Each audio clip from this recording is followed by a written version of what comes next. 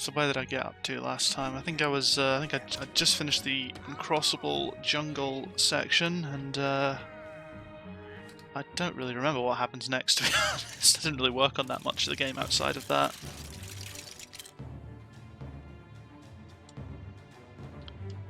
So I think it's the, it's not the Valley of Lost. It's not like the Valley of Lost Generals or whatever it's called. It's the there's some like is it the Unclimbable Mountain? No, it's not the Unclimbable Mountain. That's after that. Oh, that's interesting. Why is that happening? Just because I've got DS4 open.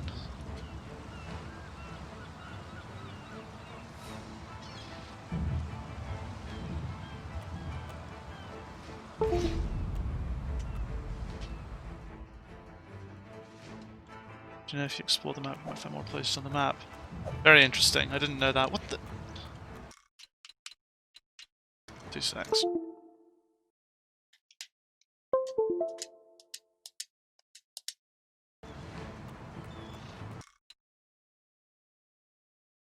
What is going on here? Why is it?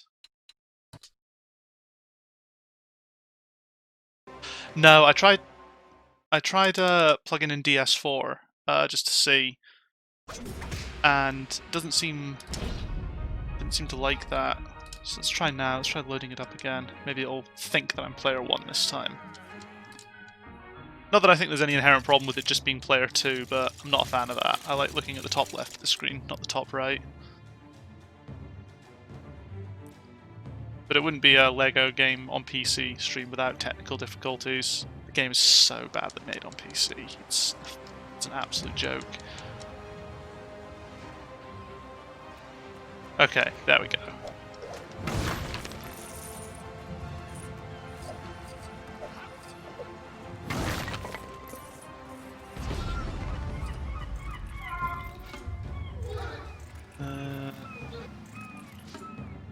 Dark Ravine, that's the name I can remember.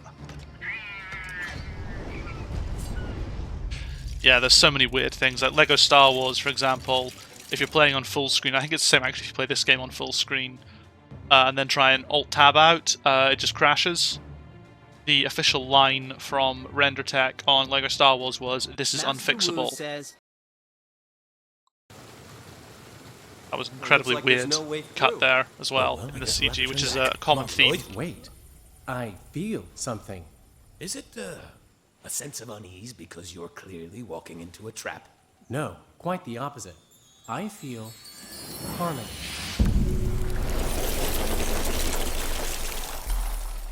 Jeez. Yeah, I've turned it back on. These cutscenes are fine. It's literally just the film footage that's the problem. Ooh, had to teach you about inner balance, didn't he? Like the film footage, it's the I don't know if it's just the audio or the visual, or the audio and the visual. It's hard to actually know. But I believe I can do spin when I put my original stream up, yeah, they didn't just. It wasn't just a copyright claim. It was like a full-on. I think it was a copyright strike. It was hard to like. I wasn't allowed to actually show the video without cutting parts of it. But it was only on the pre-rendered footage that was lifted from the movie. Lurking evil nearby. That could just be you. Thanks. Even though said footage has been heavily edited to cut lots of bits out, and we've redubbed all the voice actors with sound not alikes, so I don't know what their problem is, but whatever.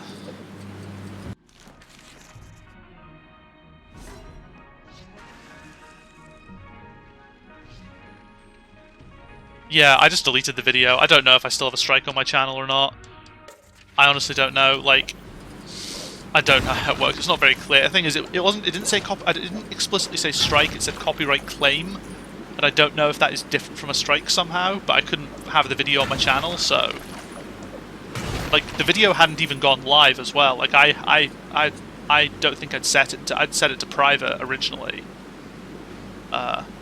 And then when I logged on to sort of check, oh okay, because I didn't want it to go live until it had finished processing the HD version. So yeah, so I just sort of left it, came back, and it was like, oh, no, you can't publish this without removing the offending bits. Another waterfall. Sure is pretty. Pretty sinister. You coming to get me here? the rock textures. Well, like just like this stuff here. Yeah, we were able to get some. Yeah, the environments in the Lego in like this game did end up looking pretty nice in the end. Oh, that bit. Another waterfall. Zane, do your thing. Yeah, I think Okay. I can't remember if the movie is 100% Lego or if it is a mix of Lego and real world. Not jokes. Your other thing. Yes. I actually can't remember off the top of my head now, but I think it was. I don't think it would have been possible for us to do an entire Lego set, sort of entire sort of Lego world. Correction. I think you mean Ice One. LOL.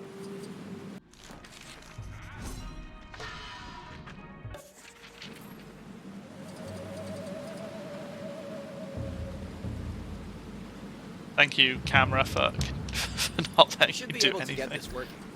Looks pretty rickety. We can use this to build something. What was that? What's going on up there? So what I really liked is how Zane's discovery of a Spinjitzu just came absolutely out of nowhere. So, like, yeah, here's the puzzle, here's the solution, and here's the tutorial, just in case you were also missing that. It's about time. You were my generals and have fired me all by now. One of the things that, one of the big problems with the fact that we wanted to have Spinjitzu in the game quite early, but in the film, the characters don't get Spinjitzu until like the start of the final act. So we had to kind of fluff that a little and just kind of have them gradually, have characters gradually unlock Spinjitzu over time. Otherwise, we'd have had to go through most of the game without it. Now, Zane should be able to freeze this. Shouldn't he? Come on, Zane. Oh, is this going to be one of those? It's a waterfall, but you're not allowed to. Why is that purple? Doesn't.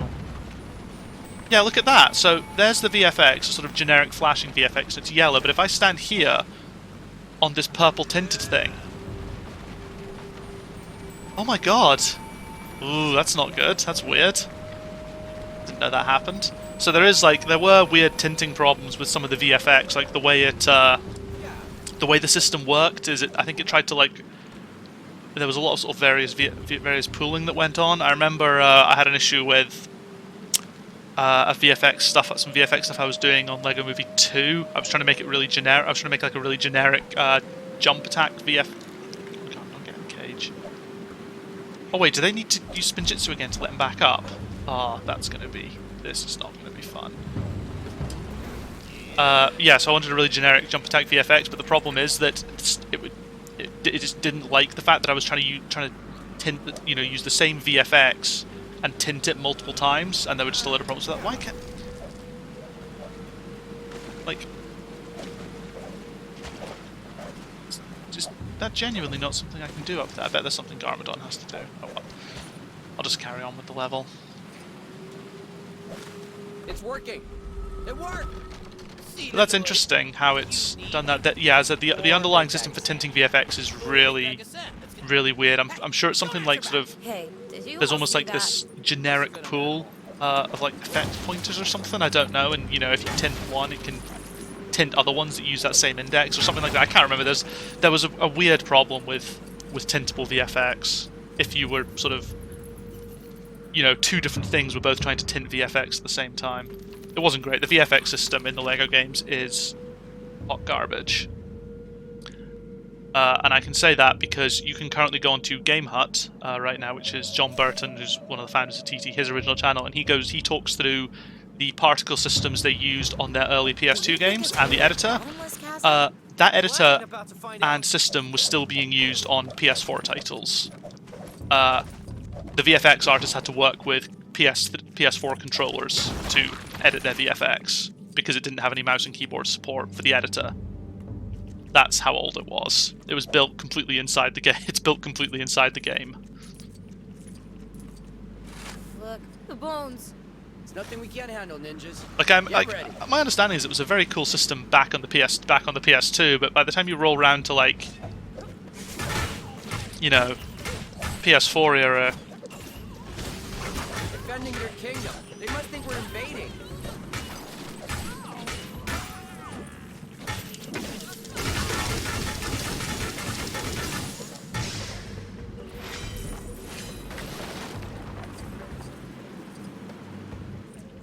quite like Nia's animation set as well. Like I always had my sort of favorites with this. Like I think Master Wu I think is probably my favorite animation set, but like Master Wu was also animated by the lead animator for this project, again in Tom Crofts. So obviously I was working with him a lot. I was working with him a lot throughout the course of the game quite closely, and so you know a lot of Master Wu's animes were kind of used as the test case for the stuff we were doing, and I just got on really well with him. So I'm just supposed to wait here, am I? wait, do I have coal on the party? I do. Sweet. Yes, like you said, evolution, not revolution, but unfortunately some things like rendering pipe wasn't entirely reworked. Not just, yeah. I mean, I think the VFX team would have appreciated even little tiny updates. It's just the thing is the VFX pipeline was just never changed once. Like in the, you know, in the 3.5 years I worked there, I don't think they got a single improvement to the pipeline. You could use your abilities again, Zane. I say. What do you get if you cross a crocodile? Your non-comedy abilities. Ah, my apologies. Didn't they just make that joke?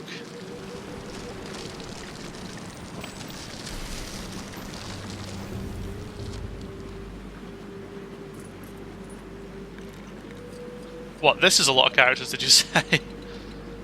Oh, this is like, this game was kind of, this game got a bit of flack for not having enough characters. Because we weren't allowed to use the characters from the TV show, which would have probably, which would have come close to, you know, 50% increase to our roster, I think. Because there were 8 seasons of, there were like 7 or 8 seasons of the, yeah,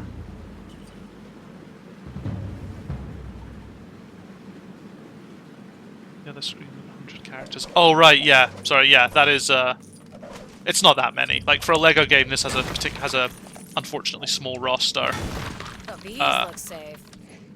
Which may be hard to believe. If I ever play LEGO Marvel Superheroes 2, which I might end up doing once I've run out of games I worked on, I'll start playing other TT games that came out, and discussing and criticizing and all that. LEGO Marvel Superheroes 2, I think, had something like 300 characters by the end of it. Once you included all the DLC, it was mad. Yeah, the big thing was we just weren't allowed the TV show or we were allowed like 1 TV show character, so that's why there's like Kai Classic and Nia Classic and Zane Classic and all that. Because the TV universe is different from the movie universe. The movie universe is the same one as the LEGO movie, whilst the TV universe is its own one. But the thing is, there were like 7 TV series at that point, and each one of them, the characters had a slight redesign, so that would have been like 7 times. How many main ninjas are there? 5? 5 plus Master Wu 6. Yeah, so the only ones we're missing from here, the only one we're missing here is, oh, we're missing 2 here, so yeah, 6 plus Master Wu times like 7, so we could have got like leveraged like 40 characters out of that. And the fans genuinely would have liked that. Like, it's kind of weird, we always have like a lot of like kind of guff characters who are a bit useless or are just like slightly reskinned version, but I think like there's just it turns out one of the core gameplay loops that people really like is just finding all the characters. Ready down below.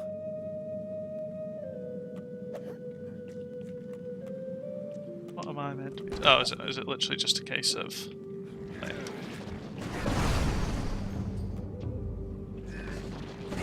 Guys, spinjitsuing. I wish Master Wu was here, so I could ask him if I'll ever gain my spinjitzu powers. Great work, ninjas!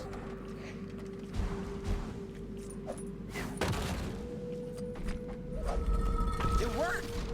Of course it did. oh god, I remember actually the combat for Garmadon. These fighting moves just did not. Oh, an ingenuity token, yeah. Right. What can I spend this on? Might as well go down this path. Yeah, these combat animations, I think specifically the one where he kind of sort of, like that one there, the one where he kind of just slams forward with the entire cage. It was actually really hard to get that to work because traditionally combat animations kind of assume that the hit's going to come from like the fist locator. And obviously we had this big clunky cage that just doesn't really do that. Now, if we'd had the system I wrote in LEGO Incredibles, it would have been easy, but yeah, unfortunately not.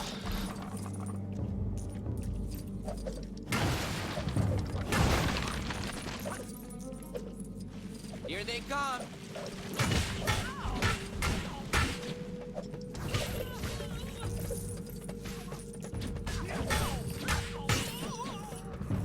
Oh yeah, I can guard break. I was wondering why that was not working. Turns out it was. I just once again forgot. Guard breaking is a really, really shoddy. I complained a lot when they said they wanted me to add that in. It's like, I spent all this I worked on the system to sort of force you to change up your attack styles in order to break blocks, and now you can just give players the abilities to just ignore that. Whatever.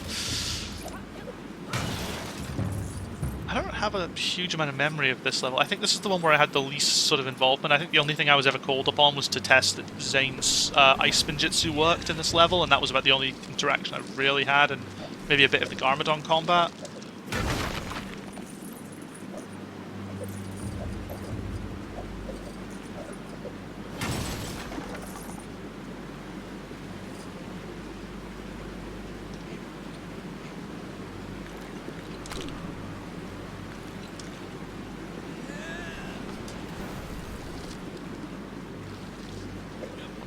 Over here.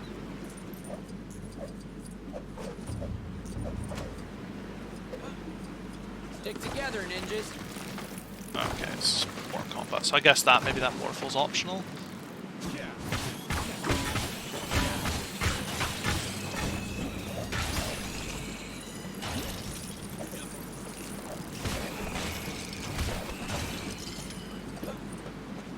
Forgot we had flying enemies in here. Okay, yeah, that'll have been another thing I think I had to test. The say a big fat yes. The what's it called? The Flying Wasps things. They were part of an enemy type we had called Tinies, but they behaved a bit differently because their animations just weren't quite the same. And I remember, and again, it was like, oh, these enemies don't work, and it's like, what enemies? You never told me we were having those. That's over there. How do we get over there? I probably have to go all the way around. So yeah, let's go and check on this thing that we ignored back here.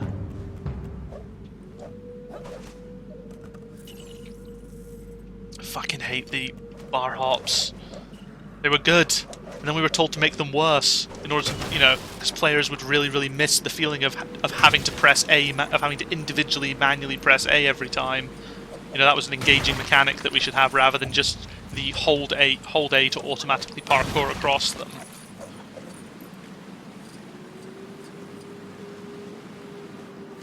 Oh yeah, Nia still doesn't have her bloody spinjitzu yet. I think she gets us in this level though.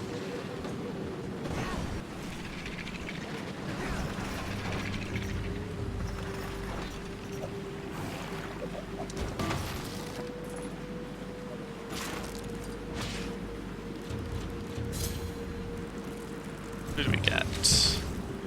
Ooh, Snapper. Snake Man.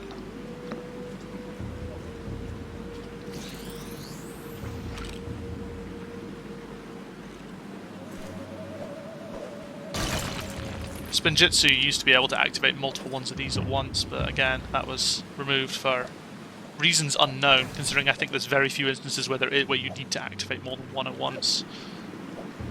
Yeah, that was a requirement that came in. So yeah, you can see I have to wait just a fret a little bit before. I can't press X until it says press X. Previously I could have just held down X and it would have just, you know, auto-parkoured like, you know, any of the Assassin's Creed games after the first one when they realized that having to manually press the button every single time was hot garbage. Puppy! Who would have thought? Let's see, can I... Oh no, I can't freeze that waterfall because there's a...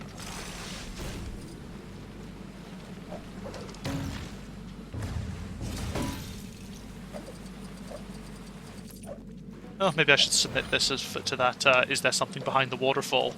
Problem is though, the water looks so the water's so easy to see through that it's not exactly well done.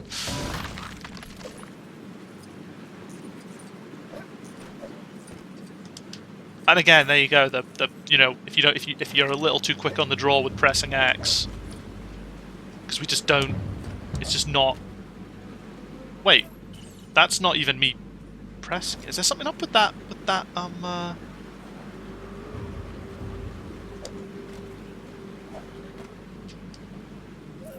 Why is the nav link fucked?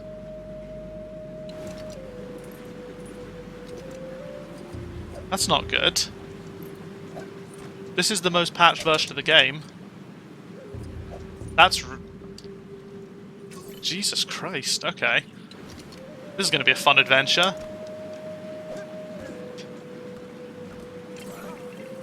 Okay.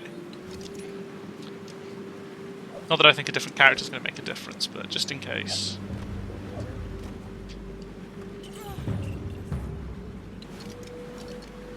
A game for children. Apparently made by adults.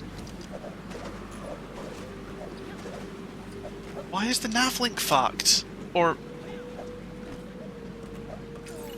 Yeah, there is definitely something going on there. It's almost like it feels almost like two of them have been instanced, and it's like trying to grab one. Yeah, look at that. That's okay. I'm gonna have to come back here in free play. Maybe it's fixed in free play.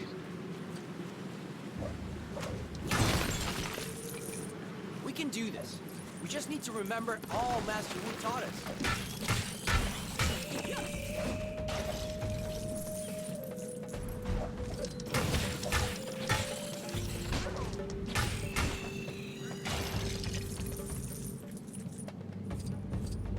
No, I think it's a bug. Like, looking at how it's there, because if you were meant to wait for it to pop out, then it wouldn't give you the option to try and jump to it. Like, if I go back to it, you can see it's highlighted in yellow, which means that I can jump to it. Come on, Nia.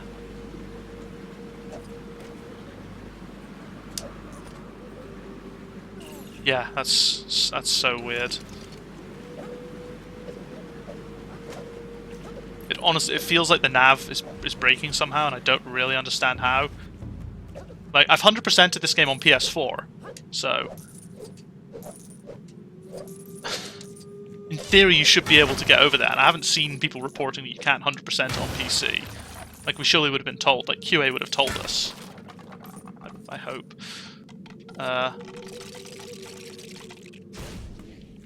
That's really weird.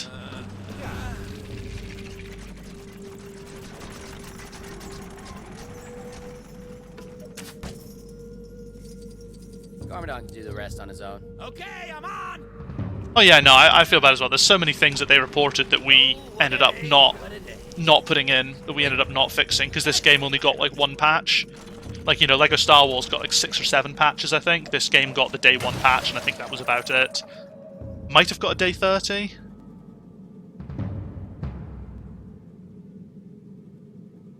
Oh yeah, like the majority of time when I see people encounter bugs and go, like bugs on games I've worked on and go, did they even QA this? I go, yeah they did, QA found that. I distinctly remember looking at that, and either we fixed it, but it didn't make it into the last patch we put out, or it was deemed either too high risk a fix or not worth fixing.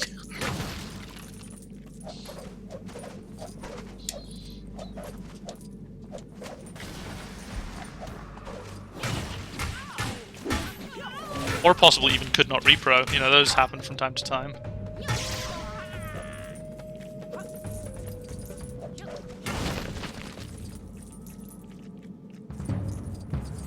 Yeah, like, I mean, I found a crash in the Steam version of Valkyria Chronicles that I think I could hit pretty much 100% of the time, and it feels fairly obvious. But at the same time, it's the kind of thing where it's probably like, you know, it's not, you know, it'll happen, but only if people are like really, really good at the game, I guess. Or QA commentary is what we need. That'd be great. I'd love to see QA talking through things and going, yep, we knew, yep, we found this one. We couldn't fix it for whatever reason.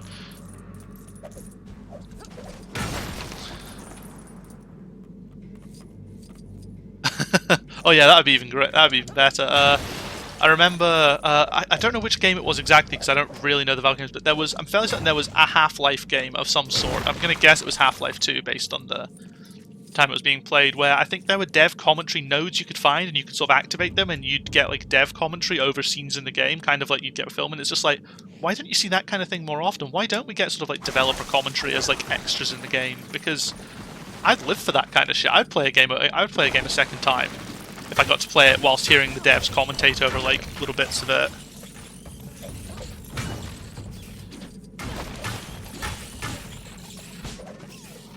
Because like, oh Jesus Christ, because like that kind of thing would be so easy to put in, especially in like LEGO games, because we know if something's a free play mechanic or not. Just chuck it in when players are replaying the level, and it's just like a little interactable. You go up to it, and you go up to it, you activate it, and you get a little bit of dev commentary. Just plays an audio clip. Now can we turn back? Yeah, much as I hate to side with the most evil person who ever lived, You're too kind. but I'm getting a pretty bad vibe here too. It's okay. We can deal with anything. I didn't this realize my devil mouse throws at cursor us. was being Oh, captured in the so have recording. you magically Apologies for that. discovered your spinjitzu power too? I'll shut up now. Oh man, was hoping I'd be next. Come on. We're going to get through this. Yeah, a Dark Souls note system built by QA, or yeah, QA, or you know, the dev team in general. I think would be. I really like how Spinjitzu is the same for everything. You just hold circle and point at the thing, but we have to give a new tutorial for each one.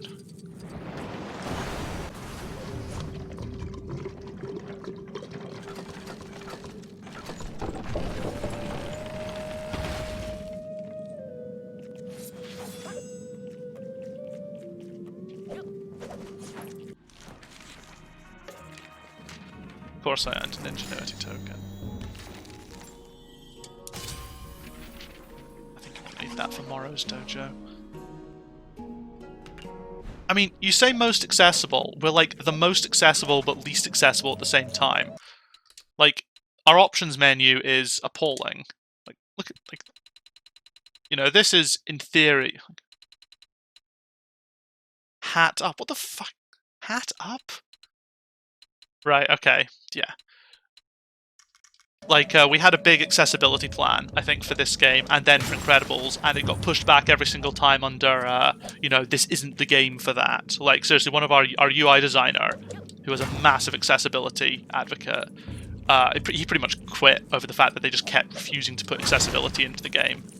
Like, I think we got, like, a review, and we pretty much failed every single category for accessibility out there. The only thing we passed on was the fact that our controls are completely remappable.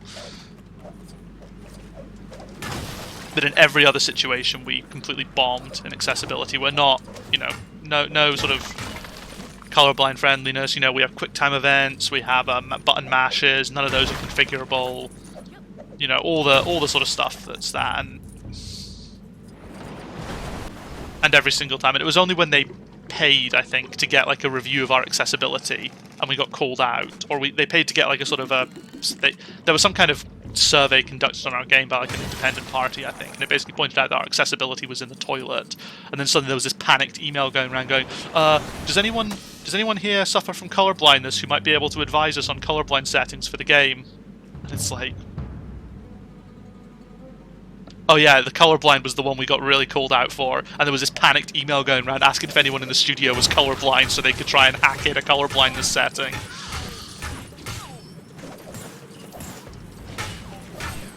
And the funny thing was, you know, the designer had said, oh, colorblind settings, we should put those in, and they said, no, this isn't the title for that. And then they were like, we need to put colorblind settings in because someone else told us we needed to. You know, we didn't listen to our own team, but some rando told us, so we're doing it now. I don't know if they ever did or not. Probably not. I can't think of a LEGO game with a colorblind setting. But it's just one of those sort of, you know, stupid, because accessibility wasn't gameplay, there was just no consideration given to it, basically. And that's just how it always worked. Like everything, like almost everything was focused on trying to just, you know, slot in more gameplay. Not better gameplay or essential gameplay, just more. Like, less is more is not something that, that TT were that good with, in my opinion. It was kind of the Frasier meme, oh, if less is more, then think how much more would be.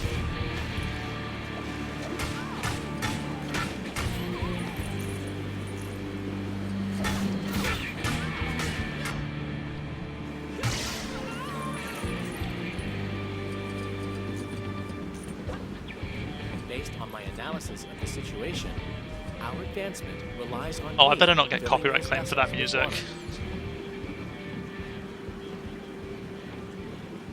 Oh, come on. So that camera type there is it's called a mini cut. It's a specific way. It's basically, so it's not a full new camera setup. It's like a way of overriding the camera to sort of play a sort of along a timeline. And so many of them always just last for far too fucking long, as you saw there. And you're trying to, especially the ones where you can control the character, because it's like, come on, I want to do stuff, but like 90% of our mechanics are disabled during mini cuts. Like the way our sort of character context system literally has like a flag relating to whether the context can be entered or updated in mini cuts, and it's just such shit. And the thing is, they're everywhere. Like I think the Knutsford games are a bit more notorious for them. At least that's what I heard. I haven't played as many of their games to really make an accurate comparison, but like they haven't been that bad so far. This level's had a few, for sure. Some of the other levels haven't been too bad on that front. Kind of depends on the designer, I guess.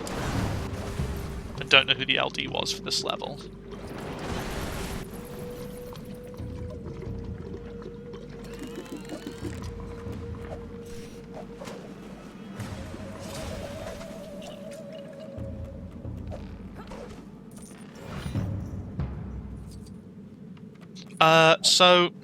So those camera setups. So technically, those camera setups will be set up by. So we had a special role at TT called the construction designer. I think that role's been renamed to gameplay artist now. But the construction designer kind of did a mishmash of roles in the team. So these sort of props here that you can smash, any kind of props that can smash or can animate, this sort of stuff. This will all have been construction designer work. And they also tend to set up some of the flow, like the sort of not quite script, but sort of.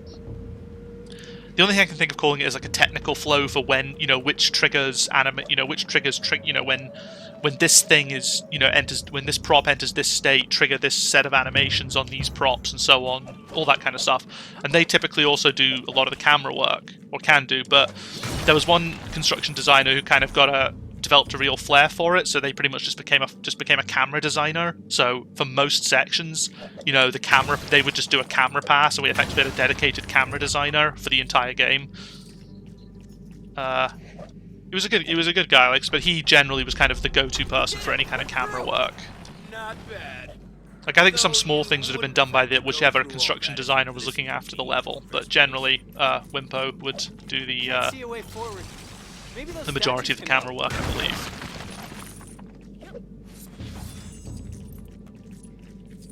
I need fire to melt that one. I don't have fire until a couple of chapters yet, still. So yeah, generally one of these levels that you see here, I mean this one's a bit different because they're more hub-like, so they're a lot bigger, but generally each level in a LEGO game will have a designer, like a level designer. They'll have a construction designer to handle all the props and stuff.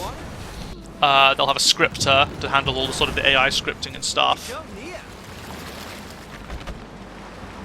And then we'll have usually a programmer to handle any code-specific requirements, and of course, like level artists and stuff to do the Yeah,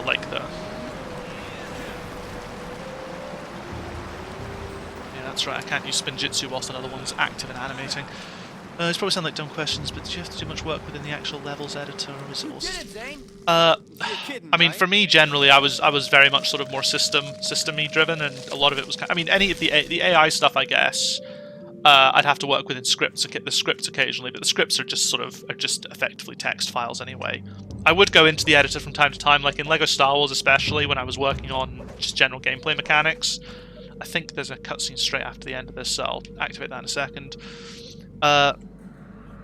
Yeah, so there were some things I did in the editor. Like, sometimes I was bug fixing, I needed to go in there to set up things. I mean, there were times when I worked on, like when I did the last level, the level before this, I did the boss fight for, so I had to set up all the AI all the AI sort of nodes and everything, like the spawners and everything. I had to go into the editor for that.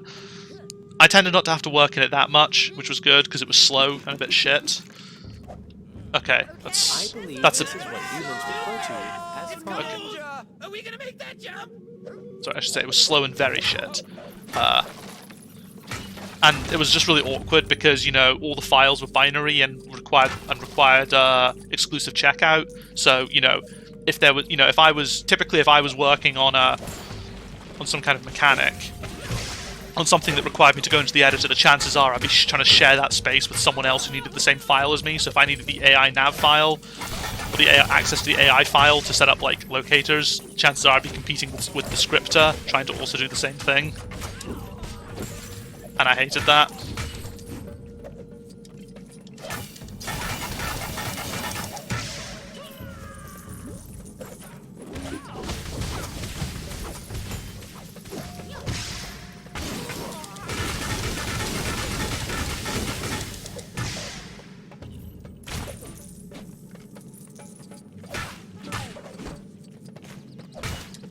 That should have been a flurry attack.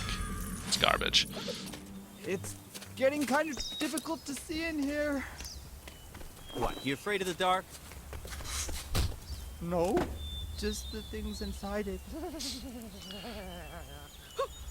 Wait, did you hear that? Yeah, I mean, I tried to do everything I could to avoid having to go near the editor. We caught Garmadon! I meant a pig. We caught a pig. A big pig. Hey! Garmadon?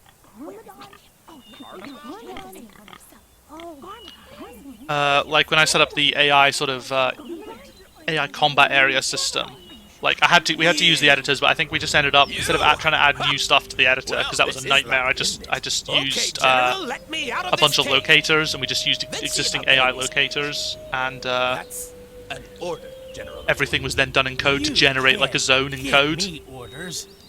You. And there was already a sort of visualizer in the editor to create like a group of locators to represent a zone. So, Sorry, one moment.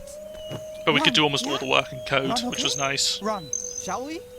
Good to go? Okay, great. Sorry, thanks for that. Run! Because yeah, part of the problem was the editor. You couldn't open the editor unless you were in game. Like one of the weird things was the editor just wouldn't work without there being a level. So the first thing to do to create a level, you had to like create a text file to represent the level, shove it in a folder, then add the name of the level to like another text file, and then set your launcher to launch that empty level. And then from there, you could open the editor and start making changes to that level. It was like, yeah, it was really funny because the editor had been set up to look like Maya.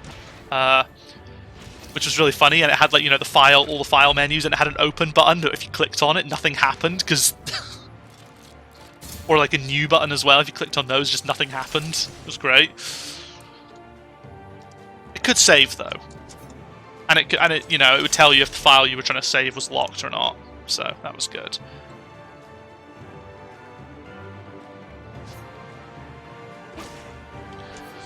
Yeah. Well, it's just like whenever I wanted to set, like, you know, I wanted to set up a test level for combat, and setting up a new level was such a ball ache because it was like, okay, so I need to go here, add my folder here, then I need to go to this folder, this file, and add it in there. Okay, so I've got an empty level, and now I need to do this in order to import an art scene into the game. It was just all a bit weird.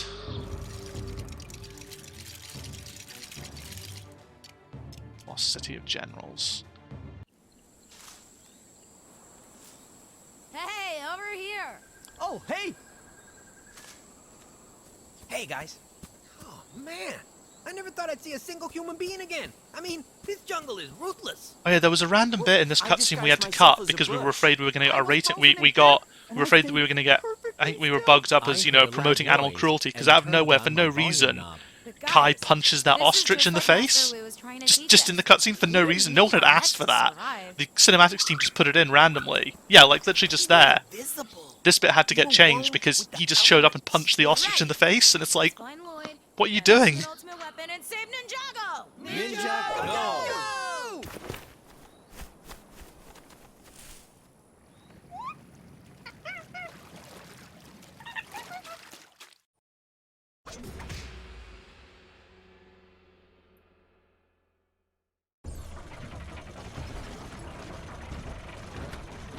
There's Lloyd.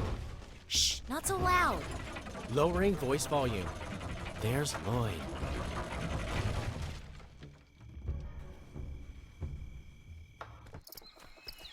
So, does anyone have a plan for this? Ooh, we should huddle. Huddle's a great for plans. Ow! Sorry. I really static. hate Jay's voice Must be the actor. carpets. I don't like Wait, Jay that much at all, there to be aren't any honest. carpets.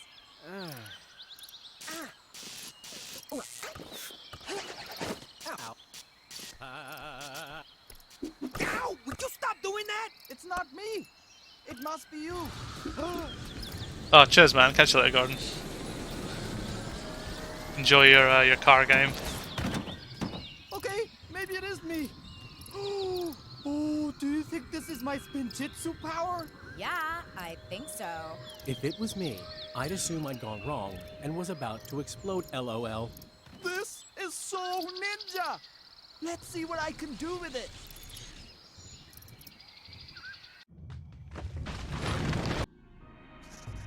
Like Spinjitzu.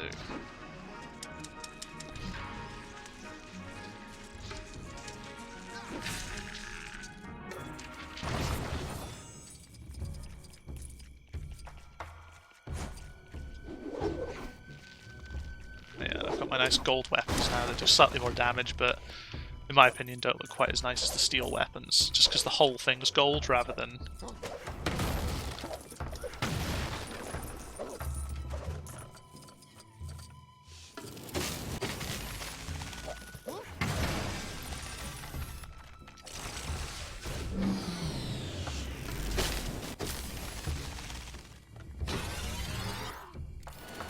That's pretty cool. Quite like that's nicely animated. Whichever construction designer did that's done a good job.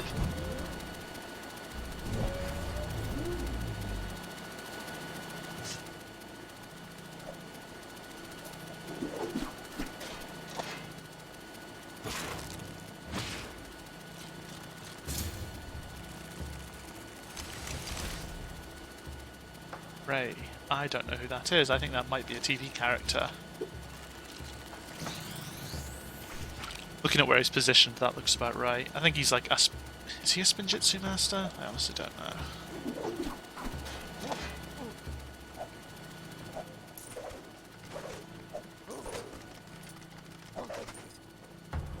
Second. Okay.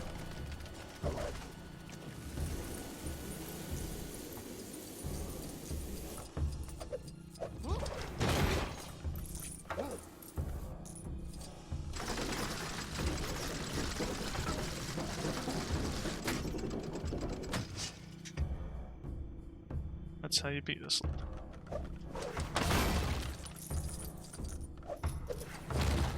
Okay, so I need fire for that one. Oh, cool. Slippy terrain. I don't remember anything. I don't really remember this level at all. I mean, I know there's a big volcano that I need to do. I need to climb up. Oh, One down. cool. One to go. So Jay's One of us needs to get up there. oh, I can imagine as a speedrunner you do it quite different. So something that's a bit different about Jay's Spinjitzu here that was kind of unique is you can see all these sort of arced bits of lightning coming out. So that's a little bit of tech that we stole from I think Thor's hammer. You can in LEGO Superheroes and LEGO Avengers, when you fully charge him, it generates sort of like points that can make contact with the ground, and it's something that we nicked for this and for a character in LEGO Incredibles, where we can basically just specify a point. In this case, it's a locator on the character, and we can just say collide randomly with the ground. So we just spawn like 5 of those at all times. I think it's just that little bit of extra, that little bit of extra special thing that's required just for the electric one. Just a little bit of bespoke work for that.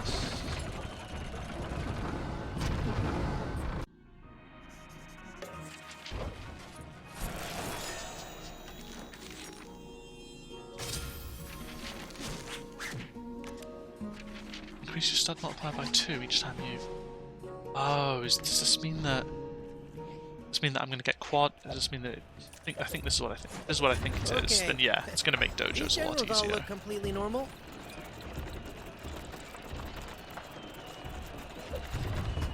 It's getting to the point now where I have less to sort of criticize the game and more to kind of go, wait, that was in the game.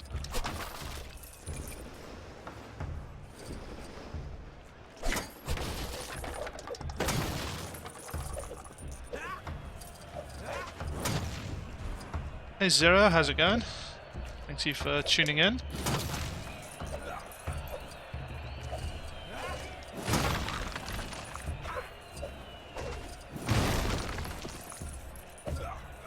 Okay. Yeah, I don't really remember much about this level. I think I had even less to do on this one. I'm trying to think stuff I did. I think there was like a quest here in free play, like a civilian escort quest with some combat that I kind of had to that I helped out the scripter with, because We have to get Lloyd out of that cage. he wasn't originally a scripter. He was a programmer who got brought on to assist with some scripting stuff towards the end because he finished up his programming tasks, so he wasn't as familiar with the scripting system. Coming through.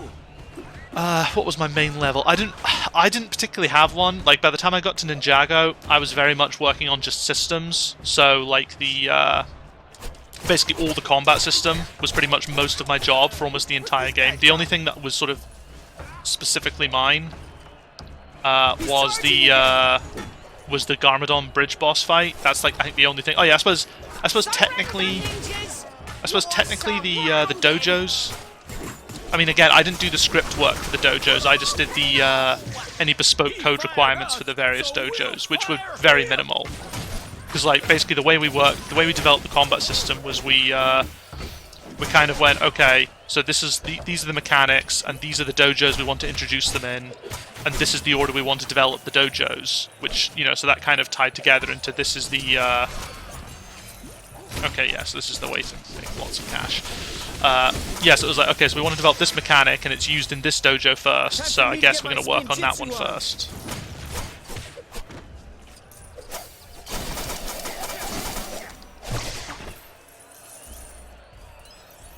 Yeah, it was LEGO Star Wars was much more of a my level. I had like a level to work on, and I had a level in LEGO Incredibles as well. But this is kind of, I just had like the odd bit of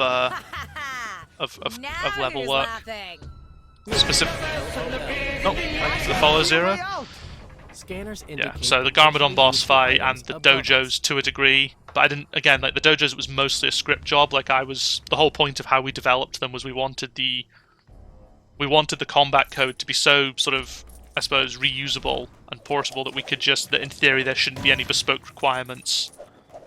I think the one that I had the most work to do on was the Time Twins one, just because having two bosses at once just had a slightly higher, had a few more sort of requirements in terms of scripting, and I think they just let me do that, just because I knew how it works. I think I may have even been that the script just came off of that, so I just sort of looked after it. There were just a bunch of bugs with the Time Twins dojo to do with having two.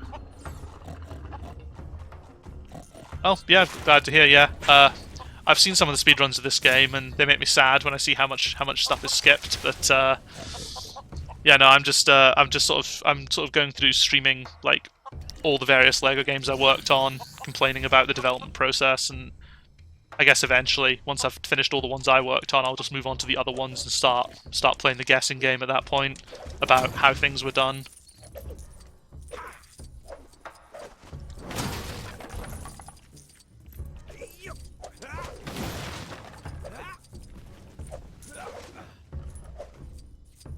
Okay, I need Garmadon for that.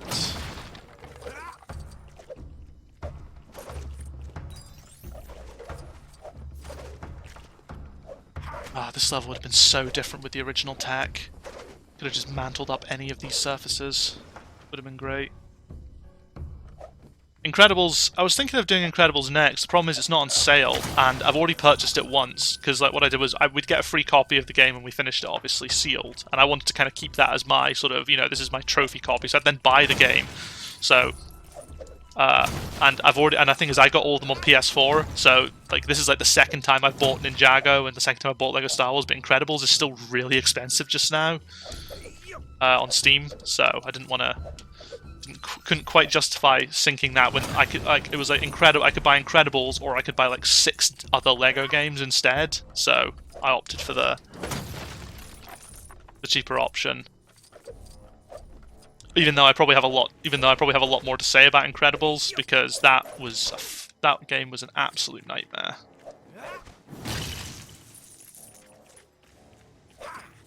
And not even a worthwhile nightmare.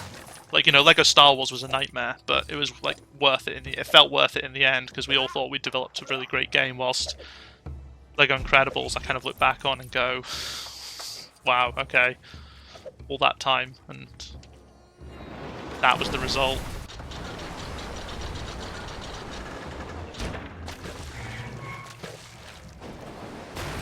Oh yeah, no, Incredibles was very broken. Like, that's kind of what happens when you make a game in 9 months, though.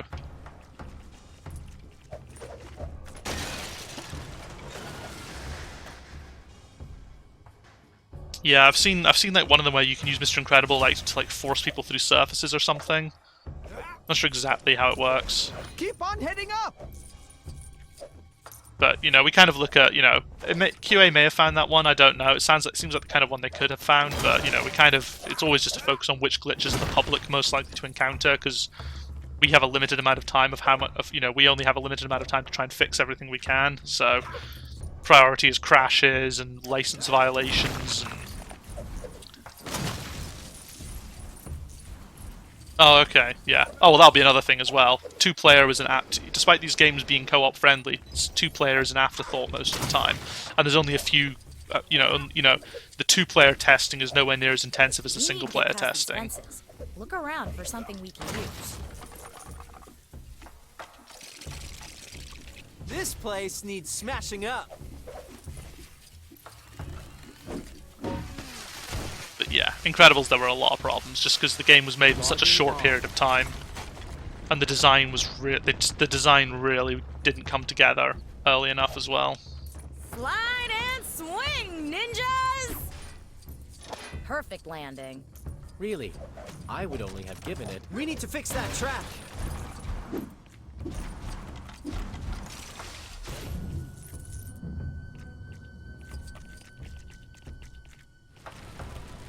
Oh, hey, fueling the George. Let's get that Am junk off I the wheel. pronouncing that right?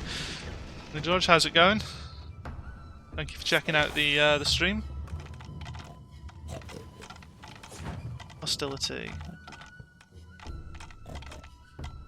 You can kill all 5 crime wave bosses and Screen Slaver in level 4 instantly by...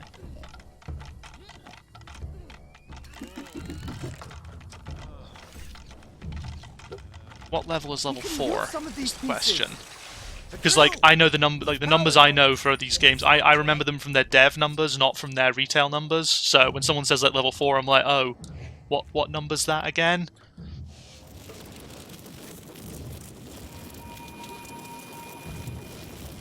Oh, Elastigirl on the case.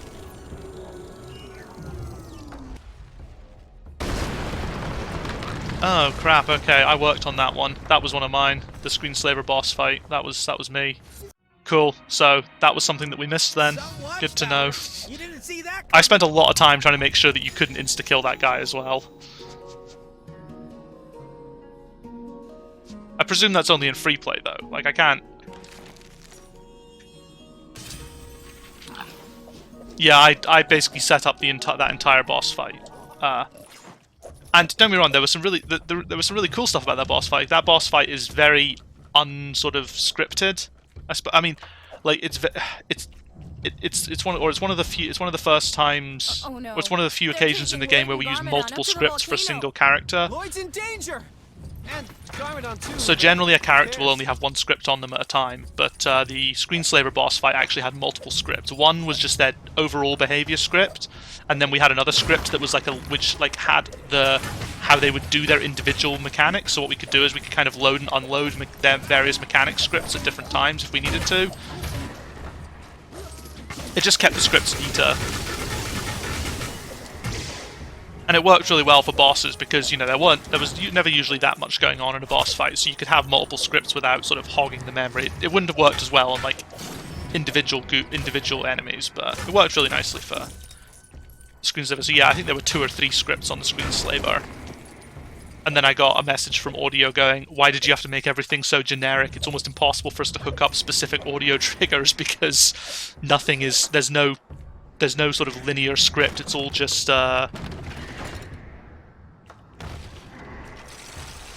yeah, there's no linear script for this, it's all just behavioral based.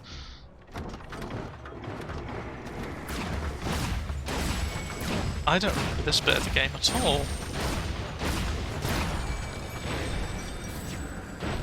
To speedrun Lego Movie 1. Lego Movie 1 was a bit before my time, but it's cool. I do enjoy the Lego speedruns from time to time, seeing how much, you know, it's kind of just reaffirms how broken the games can get.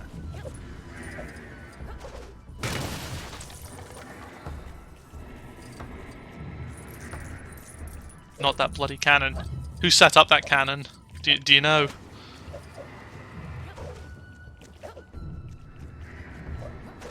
I mean, I have no idea who. Oh, nice.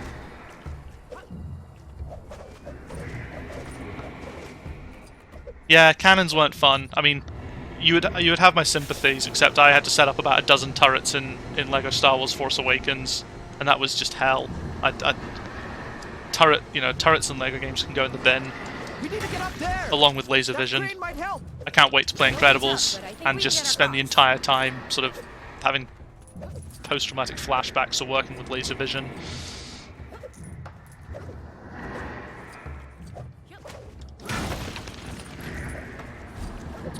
I imagine the Lego Movie may not have been as broken because I don't think the Lego Movie was trying to do more than it could handle. Like, one of the biggest problems, the reason the games get more and more broken as the years go on is the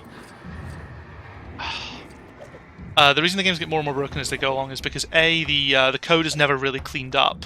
There's never time for that, so it just keeps stacking on top of it. So the more and more games you go through, the more and more messy the code gets. And when you factor in any game that was made after LEGO Worlds, where all the LEGO Worlds code ended up getting dropped into the main code base, that fucked everything in ways that we never fully were able to appreciate.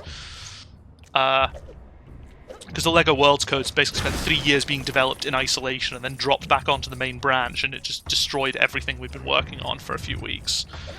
And then, yeah, the fact that so many features just kind of get built on top of each other, it's like, oh, we want to use this feature, we want to modify it ever so slightly, but I suppose LEGO Movie would have been TT Fusion's second console game, I want to say. Their first one, I think, was would have been LEGO City Undercover, and then I think it was LEGO Movie after that. I may be wrong, but I think it was City Undercover, then Movie, then Jurassic World, in terms of console games. So yeah, so maybe the code was in just a slightly nicer place at that point, but it's certainly, certainly degraded since then. Oh shit, is it on the screen again? Yeah. Sorry, I have to play the game in windowed mode because if I play it in full screen, it just crashes every time I tab out to interact with chat, so... Yeah, the laser vision if statement limit. So, for anyone who's sort of wondering what that means, we were, myself and George were both looking at, or one of us was looking at a problem. Yeah, is it possible that save state 2 is really unstable? I have no idea. I know there were save state issues. It was either this game or Incredibles, where they decided to rewrite the save, where the tech team decided to rewrite the save system or something, and something went horribly, horribly wrong at that point, so one of those games had a really unstable save system, and it may have been this one.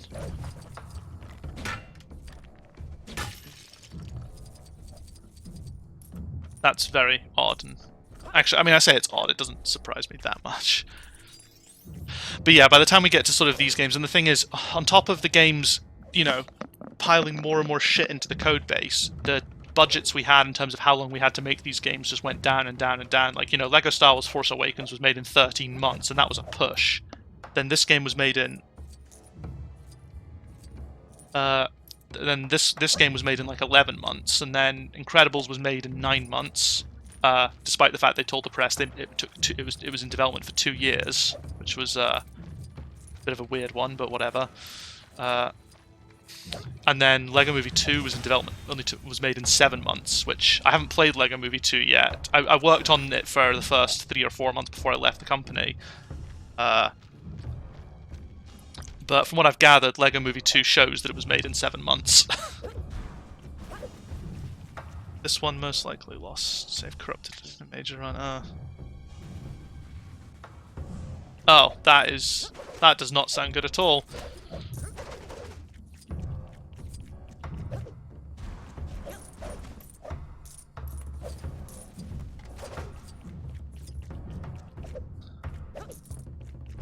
think I'm not meant to be able to open that yet. I think I'm still running. I'm running around in free play area just now, so I should probably just progress with the story. But whatever, it's fun to explore.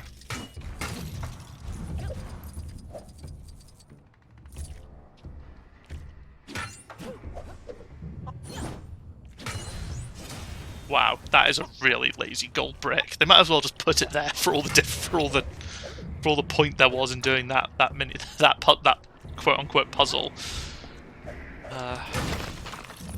Yeah, sorry, I got sidetracked there from so laser vision. Basically, if you ever see a laser beam, a character do a laser beam in a code in a LEGO game, just know that whichever programmer set that up hated it with their heart and soul.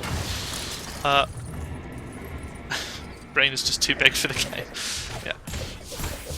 The laser vision code is among the worst code in the entire LEGO code base by a substantial margin. To the point where it had so many ifs, if-else ifs and nested if blocks that it caused a compile failure because it physically wasn't. I can't remember what was the exact. Can you remember what the actual error was, George? Like, it was to do with basically the fact that the compiler couldn't actually process that many nested if-elses or something like that, or that many nested ifs. Like, that's how bad it got. It had something like, I want to say something like 70 things that you could tweak in data, and of those 70, only about 10 of them were actually used in the modern games. But it would also complain if you didn't have them, even if it never used them. It was just an absolute clusterfuck. And anytime someone said, "Oh, we want this character to do laser beams," it's just like, no, please don't do that. Like, We go any higher, we're gonna need oxygen. Lego Star Wars, there were a few sort of lasers in that. It's like, oh god. And then when they said, "Oh, we want the enemies, we want this enemy to use lasers," and it's just like, no, why are you doing this to me? Please, can we do anything but laser beams? They're like, no, we really want laser beams. At which point I made it clear to design that I hated them from that point onwards. And then we got to Incredibles, and I was just like, this is a superhero game. There are going to be lasers everywhere. And there were, and it sucked. So yeah, lasers are just the worst. Use your spinjitzu. Yeah, that was it. Yeah, so it was a warning as error, and yeah, we fixed it. When we looked at it and put in the fix, we noticed that someone had already put in a fix to fix that before, but it just bloated again so much that the same problem had happened. Any ideas? Honestly, like, I think the laser code got rewritten. I want to say for DC supervillains, or at least it looked like it was being rewritten. I saw some really good work which sort of completely compartmentalized it down into several different things, like various data sources and everything, and I looked at it, I was like, this is lovely. If this ever actually goes into the live game, this will be beautiful to work with. But I have no idea if it ever actually made it in or not, or if they just stuck with the old crappy code.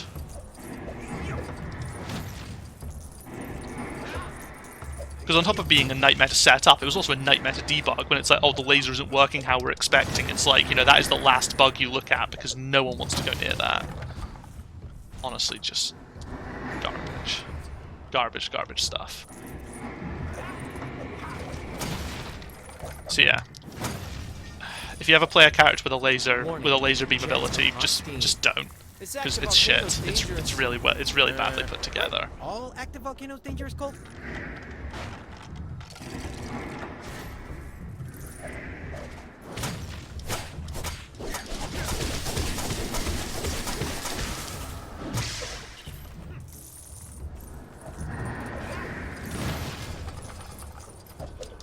I forgot that was a mechanic. If you wire-fu the last enemy in a group, it does a slow-mo wire-fu. I totally forgot I put that in. That is the first time it's happened in this run, so in this playthrough, so, you know, clearly a good time investment. Cool. Check those cracks out. It's down to you, Cole.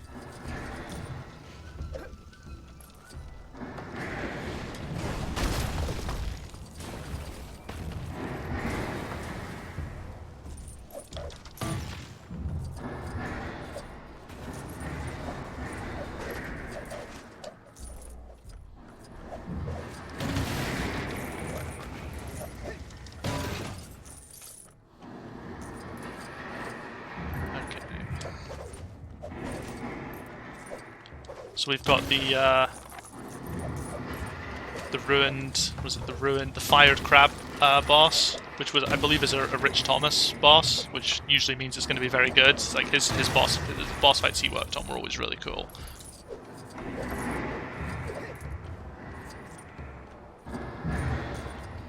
He was very good at coming up with solutions for sort of environmental boss fights.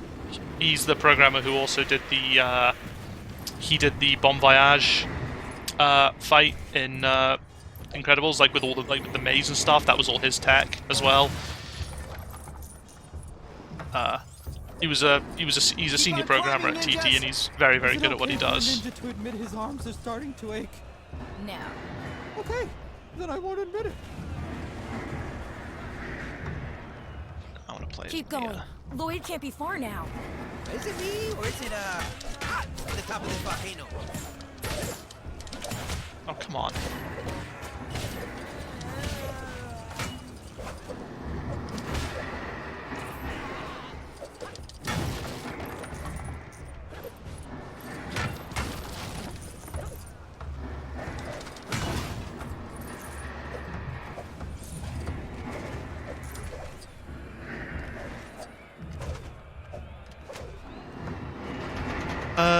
Why games crash during loads? Oh, could be any number of things. The fact that Incredibles does it a lot, that doesn't surprise me at all.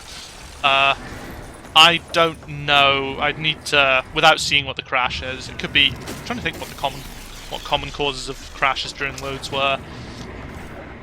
Sometimes it was to do with objects not being fixed up properly when you were trying to load them or unload them if you were going between levels.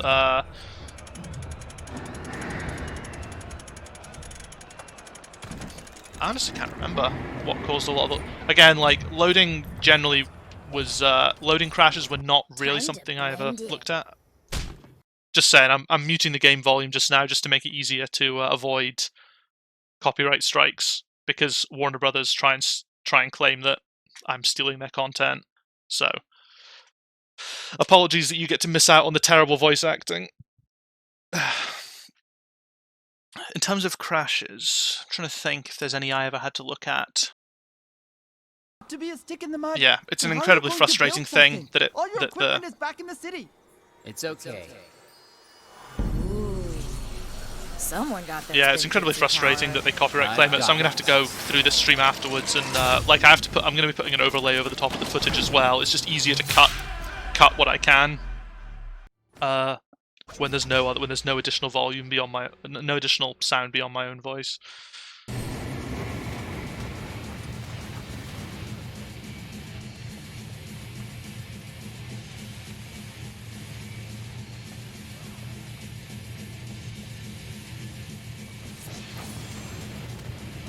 just jump up, kick back, whip around and spin. Then you jump back, kick front, do it all again. Jump back, kick front, do it all again.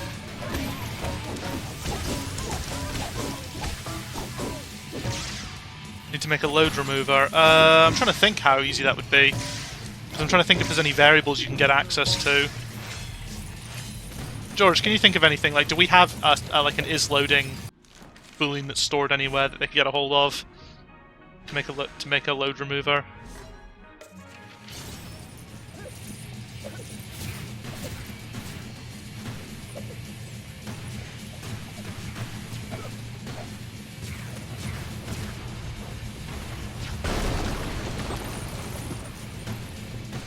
One object in the hub stops it. It's weird. Yeah, especially on, like, I mean, like, LEGO Ninjago would be almost impossible because the hub and the levels are the same thing, basically. Can't smash all these rocks!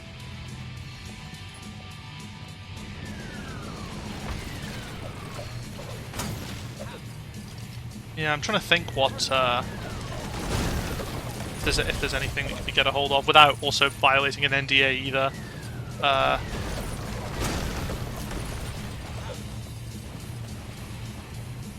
Like, I thought there was an is-loading flag, but I might be wrong. The problem is loading is probably a per-level thing rather than a global thing as well. And there's obviously always tons of things that are loading. No, I can't imagine it. So Ninjago, I've found on my kit, on my PC anyway, the loading times are pretty much non-existent. Like it does the absolute minimum it needs to show the full animation. But Something sounds wrong with that speaker. Better smash it open and take a look. See if you can do anything with those bricks, Leloid. We need a hand here, Lloyd.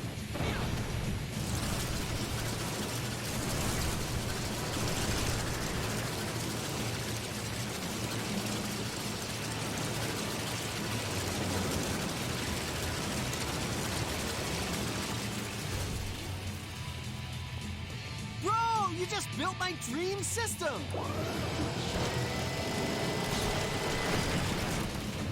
This one's gonna be a smash! is this an Ed Marsland boss fight? It feels like one. I can't really put my finger on it. Just lots of sort of interconnected mechanics.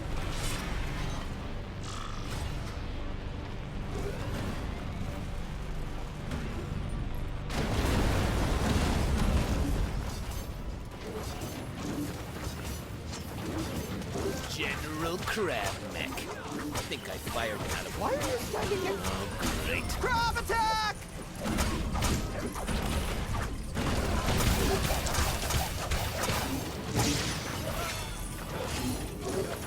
Yeah, I wouldn't know. I honestly wouldn't know where to start with a load remover for Incredibles.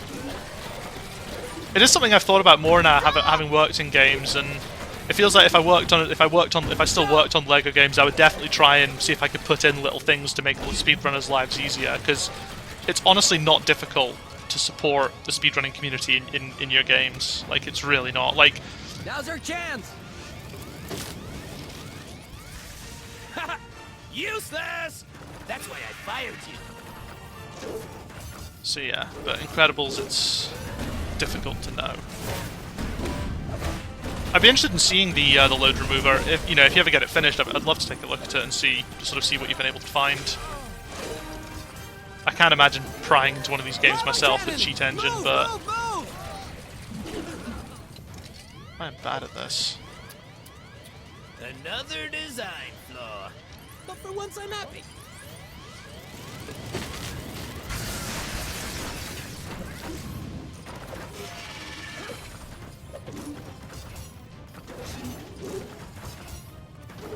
Is there a reason some games have skippable cutscenes and others don't?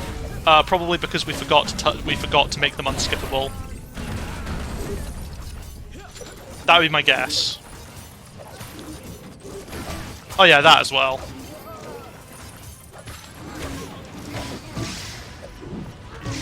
Like, yeah, masking loading is definitely something that we do in, is something that we hide behind cutscenes. But like this game, for example, all the cutscenes I think are actually skippable, and I've just been forgetting to skip them. Apart from the CG ones, they're not skippable. But generally, they're skippable as soon as the game's loaded.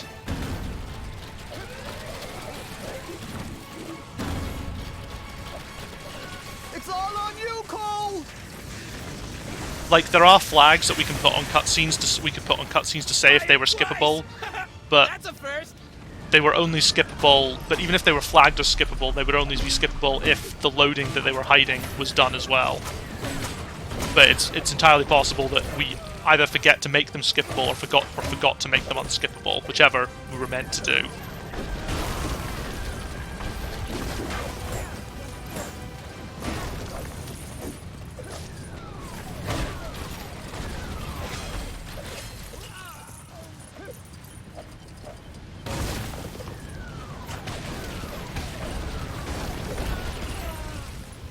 Whoops. There's something at the front of here that I should be paying attention to.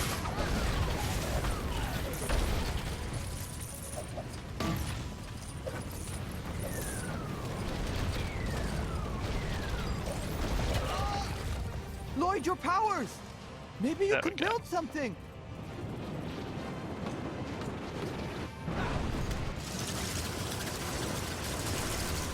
Yeah, in terms of the decision of what cutscenes should be skippable and what shouldn't, I don't think, yeah. In terms of, whether they should or shouldn't ever be skippable, it usually felt a bit random, I think. Like, because the thing is, when we were testing in dev mode, everything was skippable all the time.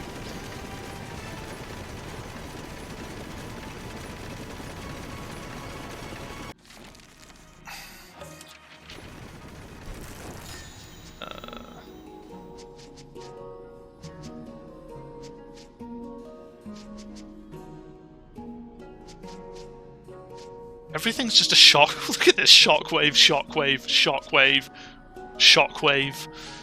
I think the reason I'm trying to avoid that is because the explosion tech is also really shitty. Guys, we have to go. Hurry! Like in LEGO games, there's only support for 8 explosions at a time maximum. They're sort of they're basically pre-allocated in memory, and then what we do is whenever we create an explosion, we just pass in all the settings for the explosion, and it just takes one of the unused ones that's sort of already been cached in memory and starts updating it. And the code is messy and horrible and very difficult to debug because it's old code. Oh yeah, don't worry. I mean, they'll all get flagged. Like if you've seen my part 1 for this, I basically just shove a big logo over the top of it to hide the entire screen and cut anything that doesn't have me speaking.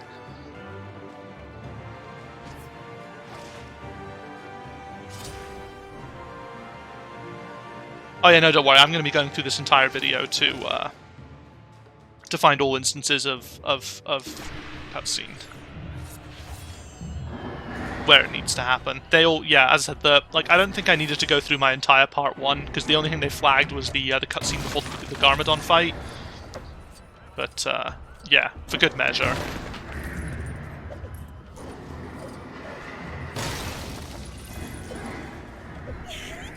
I need to dance. Oh, this is a tornado of creation, isn't it? Skip that for now.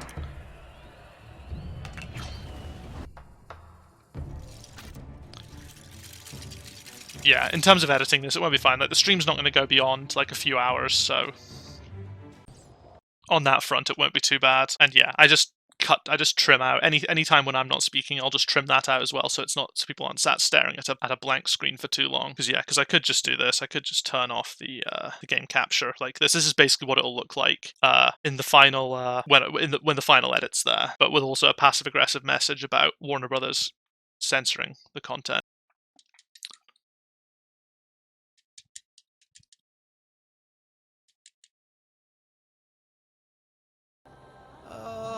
Why did we have to crash so far away? How far is it, Zane? Calculating distance.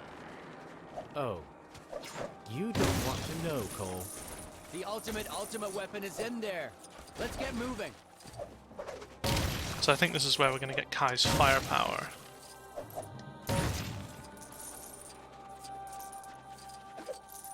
The auto-scrollers get flagged. Well, like gameplay-wise.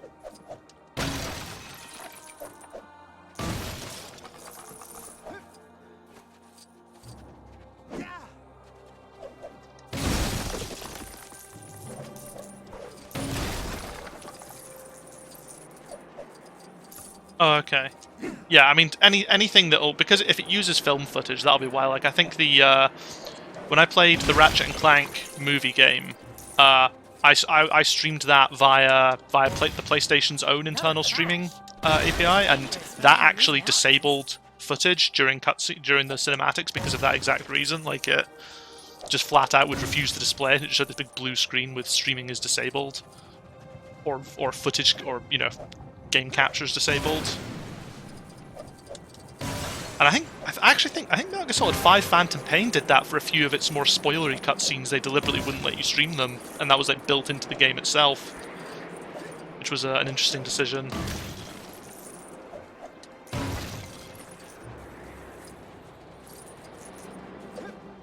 Yeah, it's such a good meme, isn't it? You know, oh, you can use movie footage, but we're gonna fuck over anyone who wants to live stream it. Does Garmadon staff count for this? No, it doesn't. That's cool.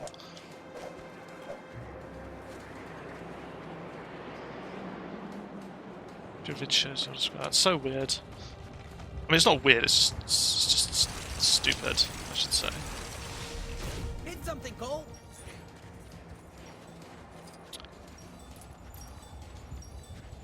So I remember this bit here. This is like the first time where it's like, oh, we want to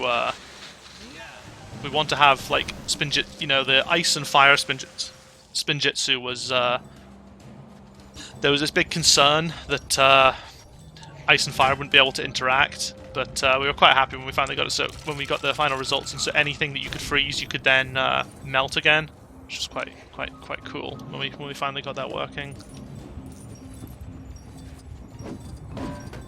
Because I think up until that point, Can you freeze these geysers, Zane? as a general rule, up until that point, when like we already had the tech for freezing and melting stuff, but the tech didn't really work for allowing you to change it again.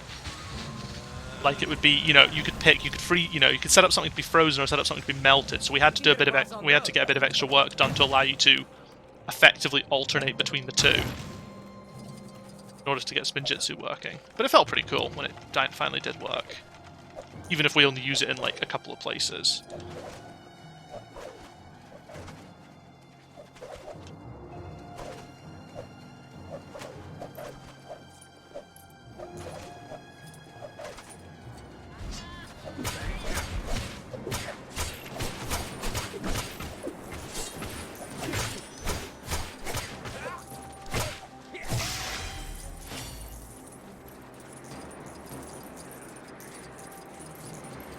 I mean, this video game was designed to be, oh, hey, money. I don't know much about the LEGO Movie video game. This one was the game no one wanted to make. Like, no one in the studio wanted to work on this until we actually started doing all this cool stuff with it. Like, and they basically just said, we're making this because it's going to make some money. Your budget's pathetic. Your time scale's even worse. But they did give us the sort of you can do what you want with this game. And then we did what we wanted, and they said, oh, no, we don't like that, change it back, and then we made the game shit, and they were like, much better. Is there anyone on this epic quest that doesn't want to fight us?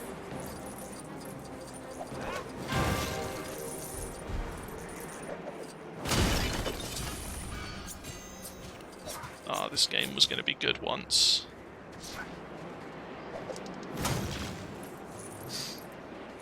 Yeah, this is the wasted potential. The original Ninjago was absolutely awesome, but no builds exist of it outside of like deep within the TT version control system. But there are no builds anywhere that you could even think of getting a hold of. Like we nuked over it so hard, but it was awesome. It was really good. Ah, Guy, are you okay? Deep within fucking Akurev. Really peaceful inside. Why? Because your hands are on fire! Ah! Ah! Ah! Ah! You know what? They actually feel fine. Kai, you've discovered inner balance. You've discovered your spin. That fire looks so shit. Portable barbecue? Awesome! I wonder what it can do. Nice. If only we had someone who had fire-based Spinjitzu powers. But Nia, Kai now has such powers. Kind of what I was getting at, Zane, but thanks.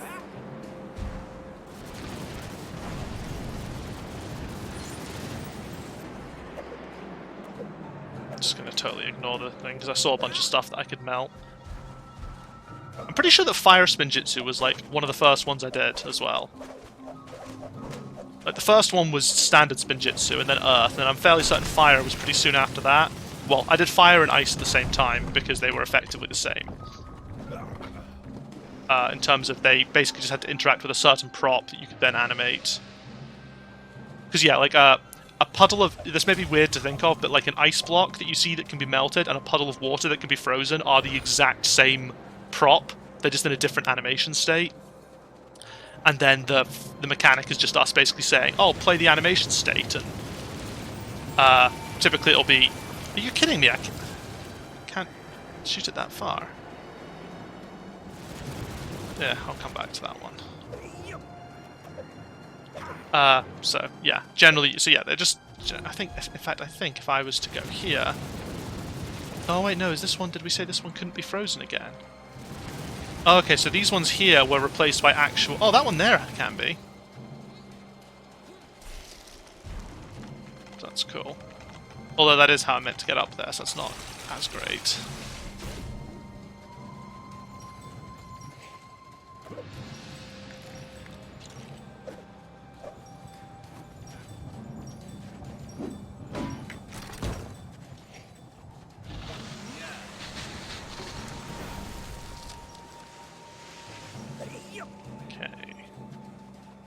So I think there was a shrine back here that I could interact with. Yeah, there we go. Is that everything? Yeah, okay, let's just progress as normal. Yeah, Spinjitzu, the powers kind of came over various milestones. So yeah, the first one was Master Wu's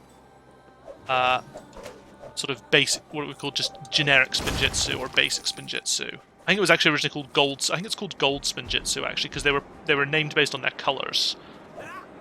Well, they were sort of named based on their colors. So yeah, his is gold, and then I think it's that, and then yeah, Fire Spinjitzu. No, they weren't named based on their colors except gold. Yeah, so it was it was Earth, Fire, Water, Ice, Electric, Gold, and Purple were the Spinjitzus. And I can't remember what purple is. I think purple is just gold, but a different color. I think purple is just the same as gold. I honestly can't remember. In fact, did purple even make it into the final game?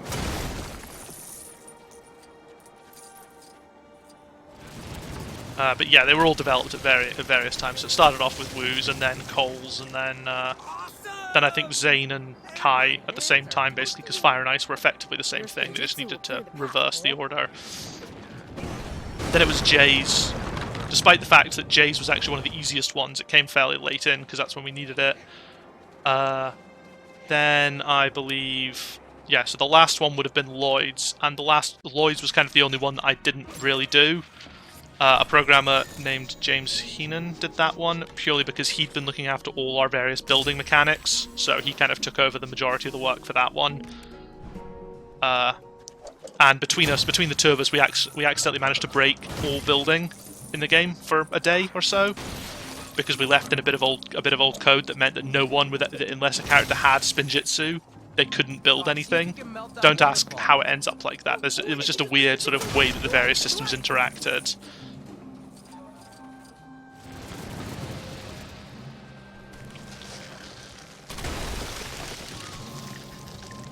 So yeah, so that one was last, and then after that it was basically some work was spent. In fact, I don't think the work was even spent afterwards. I think the work was kind of happened as soon as we had more than one. The work was kind of put into basically to support cycling between Spinjitzu. So if you get, you'll know now. You'll probably know that there's a. Oh, hey Retro, thank you for the raid. How's it going?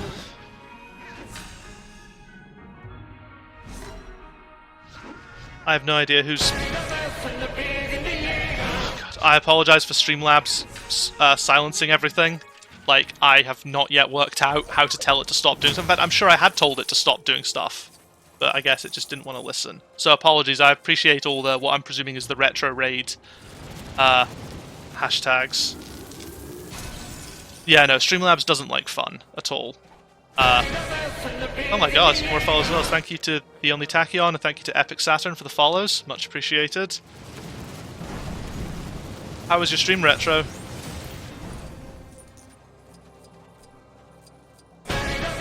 Oh. And Leslie the Welsh one, and Killer Rhino as well. Jesus Christ, guys. Thank you so much.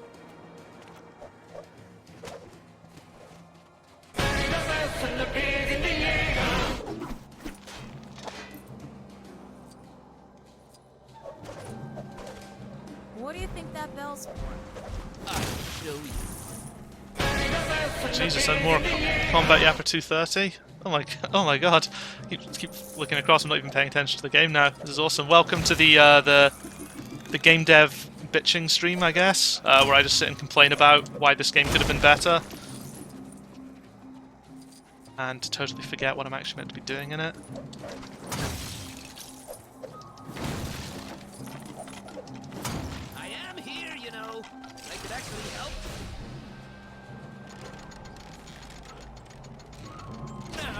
Yeah, I hit 50 followers thanks to Retro was sending all her followers to follow me yesterday as well. So it's awesome. I think once I've done a few more streams, affiliate will be up there. What LEGO game am I most happy with? That's an interesting question. So I think in terms of pure quality of the final product, I think LEGO Force Awakens, but that's purely based on like almost like the laws of attrition on that case, because we had so many people working on that. Like by the end of the development, that game was up to like 150 developers, you know, all working like 60-70 hour weeks to try and get it bug fixed. Like, and of all the games we worked on, it was definitely the most polished. In terms of my personal contribution, I think it's definitely got to be this one. Like, I'm so proud of the work that went in. Like, this basically, this game cemented effectively. This game basically cemented my sort of position as the combat programmer at TT, and it was basically the role that I would take on for the rest of my time there. So I owe a lot to this game. No worries, Leslie. Sorry that the game tried. Sorry that. What the hell? This Streamlabs had a problem with the word shoot, I guess. Okay, cool. It's clearly not used to having this many people actually speaking, so yeah, it's probably still finding tons of stuff to complain about. Yeah, no, cheers for stopping by. I make these. I used to. I worked on a number of LEGO games at TT a few years ago. So I worked at TT from 2015 to 2019. No, 18. I actually can't even remember what years it was. I worked there for almost 3.5 years, and I worked on. So I worked on 6 different games whilst I was there in the 3 years, 5 or 6 games. Jurassic World, Force Awakens, Ninjago, Incredibles, a bit of Dimensions, and Movie 2. So, yeah, it was fun times for the time being. And yeah, I'm just sort of going through... Why is Cole jumping there? That's weird. Just sort of going through, reminiscing, you know, reminding myself what they were like, seeing if I... That's the second broken AI link I found in the game. That's really not good. Or nav link, I should say. But yeah, this was my second full game. Like, so Force Awakens was the first game I worked on pretty much from start to finish, from the beginning of development right to the end, and this was the second one. And LEGO Incredibles was the third and final game I worked on in its entirety. And then I did some work on Jurassic World, on Dimensions, and on Movie 2. I was sort of working on Movie 2 when Movie 2 was in development when I left. Planned on happening, Kai. Sure.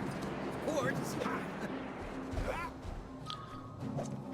And I sort of have a bit of an idea of some of the stuff that sort of went on in terms of development of the other games as well. That was not good.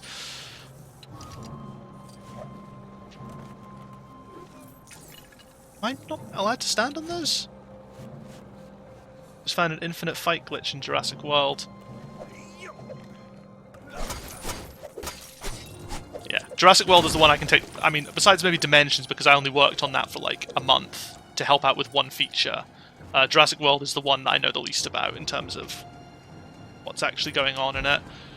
I think I fixed a couple of bugs, introduced a couple of bugs, because it was my first project. You know, the standard stuff. I have gone the complete wrong way.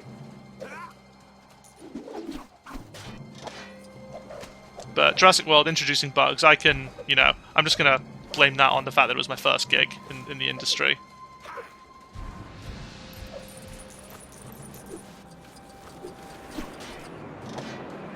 Let's go back up here and see what I was meant to be doing. Follow the guide arrows. The further we get from the start of the game, the less I remember, purely because the less I actually had to get involved in. Because all my work on this game was systems rather than. Okay. Okay, so that shoots from the mouth. That doesn't do anything.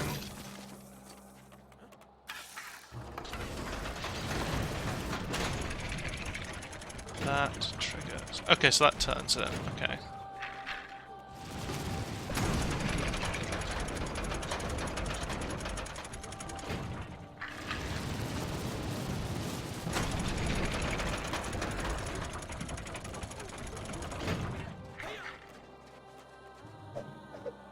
There's something special I need to do up here now.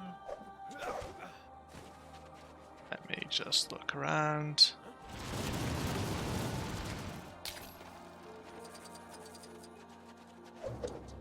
Whilst I fail to figure out the mechanics of a children's video game. Oh, that's probably that involved. Feels like it should be involved.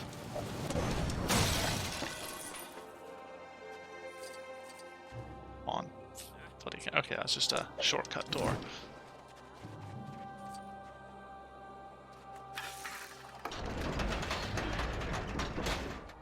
So it needs that, and where does that come from? Do I need to go all the way around somewhere is the next question.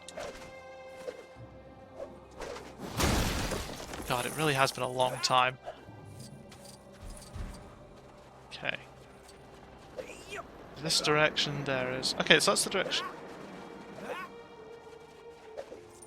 Ooh, I want to smash that as well.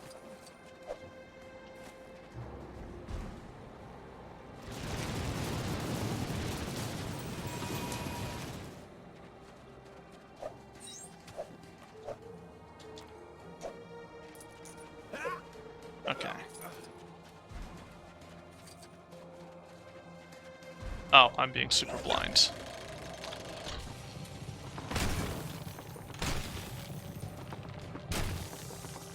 I think when I was looking at that, I was standing on the actual platform. Okay, so it is... Turn the statue around so it's facing the guttering first. Oh, right, okay, so it needs to go in face first, I guess. Oh, that means I have to do this several more times now.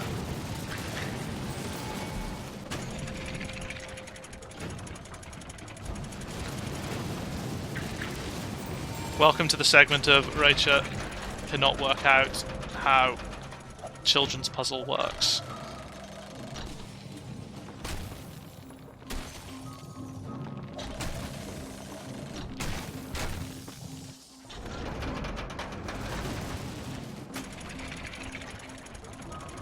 This door animation better be really good.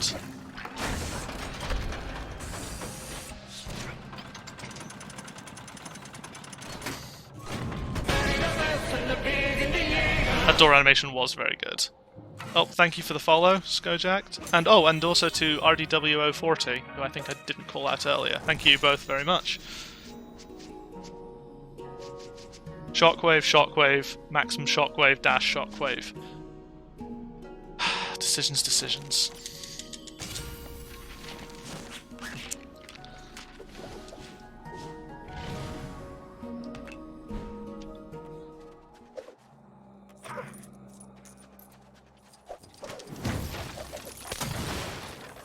I'll need to have a look at the Streamlabs moderation bot again and see if I can turn off all the hissy fits it was having.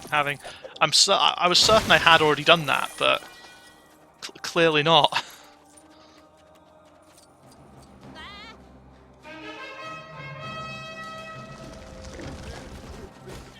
Wow. How long do you think these guys have been lying in wait? I think if I... Yeah, okay, they do. You can sort of set them on fire. All the Spinjitzu attacks, on top of destroying specific props, there was a request each one of them had a unique effect on an enemy that it hit.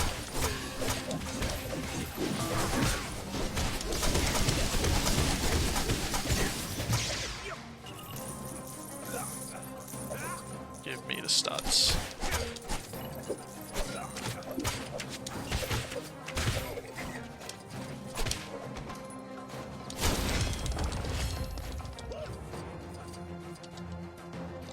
Oh, no worries. I can always watch the door animation again.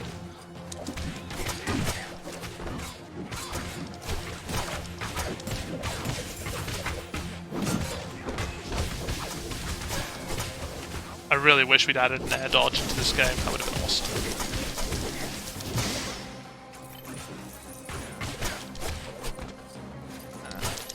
Oh, why didn't that? I think that's something we fixed in Incredibles, where if you dash attacked into an enemy, it would trigger the flurry attack as well. Because that was something we found quite annoying, that it was really easy to accidentally just kill them instead of flurry attacking them. Plus, I don't think the dash attack shockwave helps with that when you unlock it.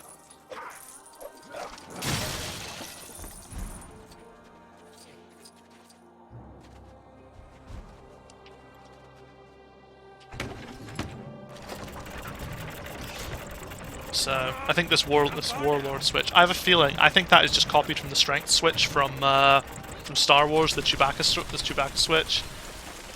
I think that is just that was just because it was a pretty. I think it was a pretty early mechanic we brought in, but we were looking for a lot of Garmadon specific abilities. So we've got the warlord switch or the forearm switch, which is just the strength switch that Chewie could use.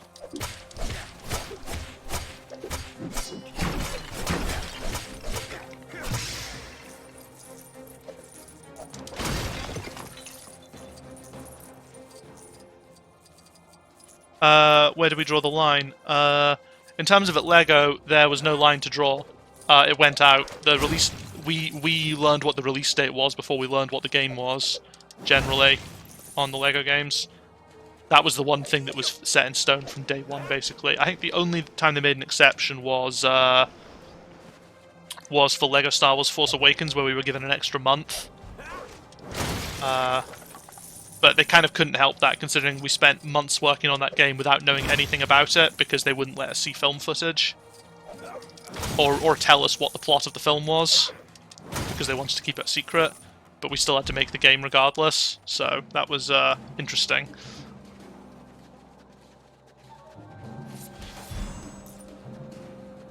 But yeah, in terms of, like, generally there was the expectation that you would do overtime if there were critical bugs. Like, you know, there's a point where they were like, if there's any game breakers, you weren't allowed, in theory, you weren't meant to go home until all your game breakers were fixed.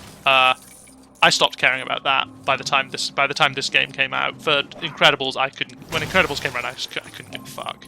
I went home when I wanted to go home. I pretty much didn't do any overtime on Incredibles because it wasn't worth it. I did a bit of overtime on this, not a huge amount. I managed to get a lot of my work done pretty quickly for this, and I generally wrote it in a way that meant it was, in theory, pretty stable. There weren't a lot of interlocking systems. Like, the combat in this game, which is what I spent pretty much the entire project working on, is effectively just a big pile of individual systems that just happen to work well, that just happen to work together. It's not one huge system of hundreds of interlocking parts. That's how a lot of the systems in LEGO games used to be built. But I kind of threw that away because I didn't like it as a concept. Was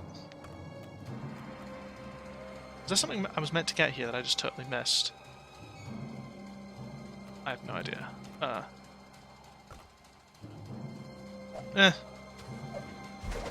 Probably. I just can't see. I can't be bothered. Oh, and that Viola guy 32, thank you very much for the follow.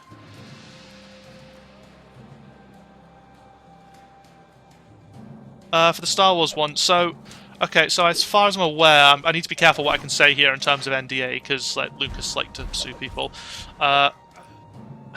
We were given, like, a couple of key people in the company, like the game director, were given a very, very, very edited script, like, you know, huge sections blacked out. So, and we were given some reference photos, but not really told a great deal about what went on there. So, I should probably actually activate this first. So we were working off of a very limited amount of reference material, which gave us enough to get going. But I'm just guessing here, but I think that might be a clue. It gave us enough to get started, but not enough to do anything substantial. And as a result, it meant that there was work that kind of got scrapped further down the line, because they were really cagey about telling us anything. But, like, for example,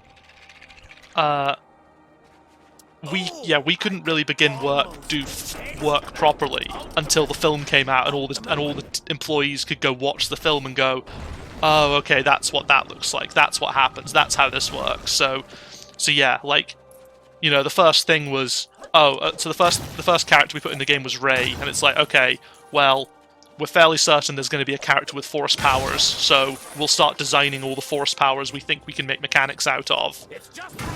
And we'll give them to Rey, because, you know, she's the main character, so she'll probably get force powers. I think that was the assumption that we were working on at that point. That's kind of the level of how we built it up, because of the way we kind of worked, you know, we could give any ability to any character, so if in the end we designed something and we just designed it for the wrong character, that wasn't really a problem. It was if we designed something that just wasn't going to happen at all, that was the problem. And that happened a couple of times, for sure. Like, there were a bunch of levels that got cut, because I think sections of the film that they referenced got cut. Because, again, we got access to more and more material as the film came closer to being released. But again, it was such a big secret. We've got the VFX colors wrong. Yeah.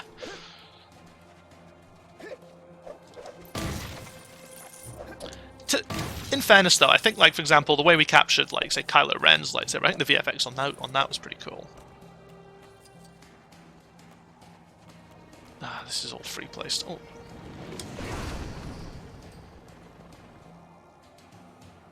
Oh, was that just the one I've already smashed? Oh, because I've restreamed the area. Ugh. Garbage. Oh yeah, behind, like, you know, there was quite a lot of cool stuff, like, the whole, like, I mean, one thing that was kind of cool to know, but, I mean, it was a bit of a shame in terms of spoilers, but the whole reveal, like, you know, obviously all the marketing footage was based around Finn with the lightsaber, but we obviously knew a bit different and knew how it really went, so, that, you know, there was kind of that cool, but, I mean, it was a bit of a, yeah, there were spoilers, to be sure, like, I avoided playing the game as much as I could to avoid all the movie spoilers, like, for example, I actually didn't know about the Han Solo part. I don't know why I'm being cagey here. Sorry. Okay, your Force Awakens spoilers for anyone who hasn't seen the Force Awakens yet.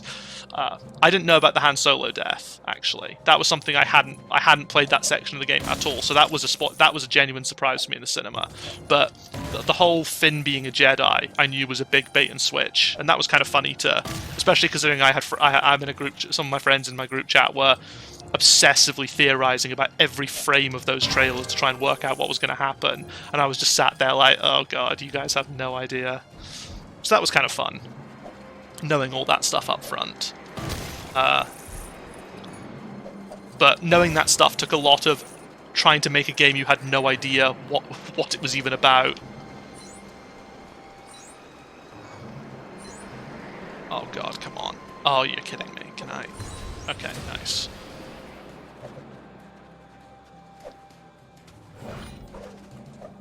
So yeah, I mean, that like, working on LEGO games, that was always kind of one of the downsides, is that LEGO games are based on a movie, which means that if you're working on it, you're going to learn a lot about the movie, for better or for worse.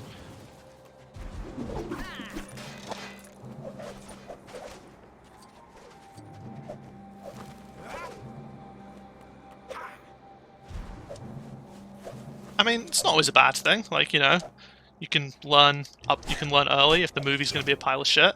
That's always a nice thing that can come out of working on them.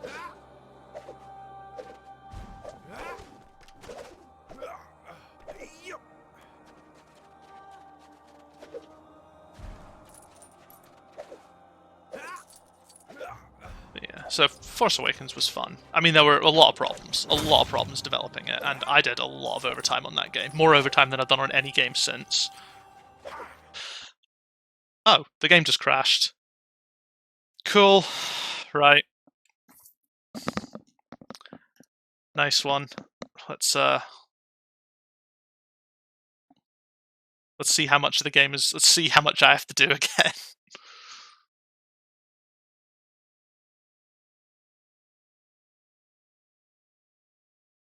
I swear to God, if it puts me all the way back to the start, which it probably is going to.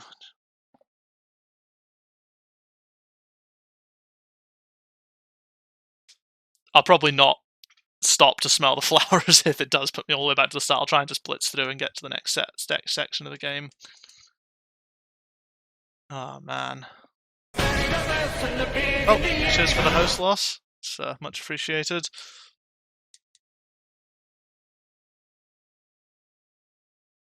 What did the update for this game change?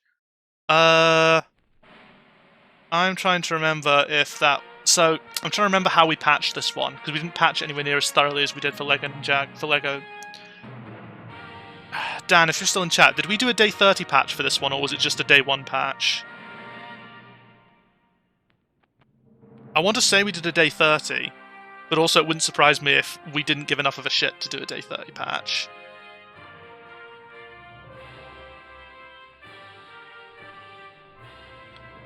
Because there's only one update in this. So the day 30 patch, if it was a day 1 patch, it would have been full of stability fixes, like things to stop common crashes and so on. If it was a day 30 patch, then that would have been filled with all the stability fixes, all the stability improvements, and also probably a number of other more common bugs. It really depends. Like, the list will be massive.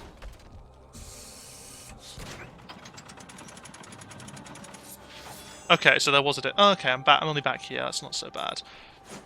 Yeah. Okay. So the thing is, so the reason there's only going to be one update for Steam. Okay, that makes sense. So yeah, the reason there's only one update for Steam is because Steam has different rules for patching. In that you can basically drop a patch on Steam the day that you want it to go live, whilst if you want to drop a patch on PlayStation, you need to go through the certification process, the same as if you were releasing the game. So, you know, you prepare a patch for PlayStation, and you still have to wait a few weeks, you know, a couple of weeks before that patch can even go live, potentially, unless you pay a lot of money to fast track through it. When I say PlayStation, I mean generally in consoles. I'm not singling out Sony in particular here.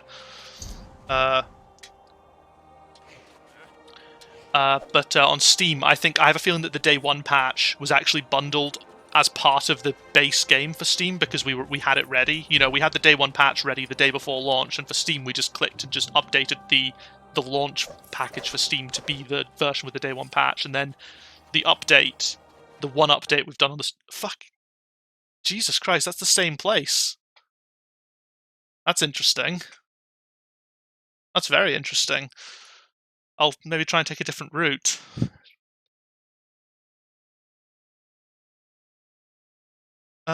Just move on to the next thing once something is out, unless they're going to pay you more, or are you bound by some kind of contract? I mean, when we worked at TT, we just worked on whatever we were told to. So, you know, once the game was released, there'd be a small portion of the team.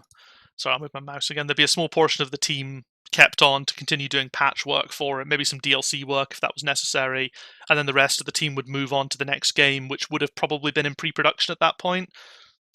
Pre-production, as if that actually happened.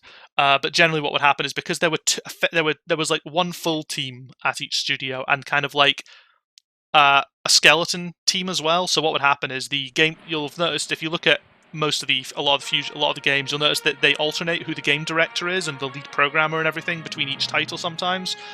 So what would happen is we'd finish, say, as Jurassic World is wrapping up. I mean, it didn't actually end up there, but as Jurassic World is wrapping up, the game director has less of a need to be involved in the day-to-day design work of the game. So they'd start on sort of planning and pre-production for the next project before the game was out. So, you know, our game director, Jamie, he would have been working on LEGO Star Wars before the rest of the team, sort of preparing it and getting the design ready, whilst we were all still working away on Jurassic World. So in theory, when Jurassic World's done, we can just come straight in and just jump straight in and start developing off of at least a design that's sort of had a decent amount of work done on it. That was always the theory.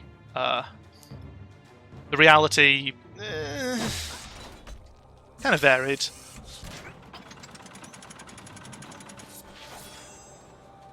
And some games are easier. Some games it was easier to do than others. Like, for example, LEGO Incredibles.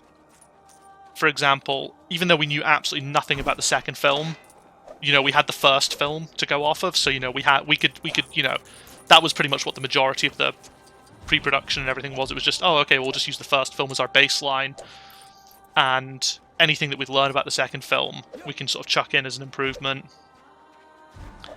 I wonder if that crash is like a streaming problem. I wonder if because I've got all these shortcuts, the game's not loading in quick enough. Tell you what, I'm not going to go that way. I'm just going to go this way instead and see what happens. This is probably one of those bugs that QA sent and the programmers couldn't repro. Because I distinctly remember there being a few sort of random crashes that they could repro 100% of the time, but when we followed their instructions, it was like, nope, can't do it. Where the fuck is...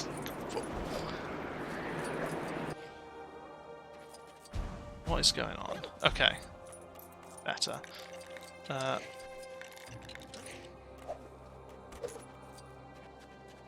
It's just through there.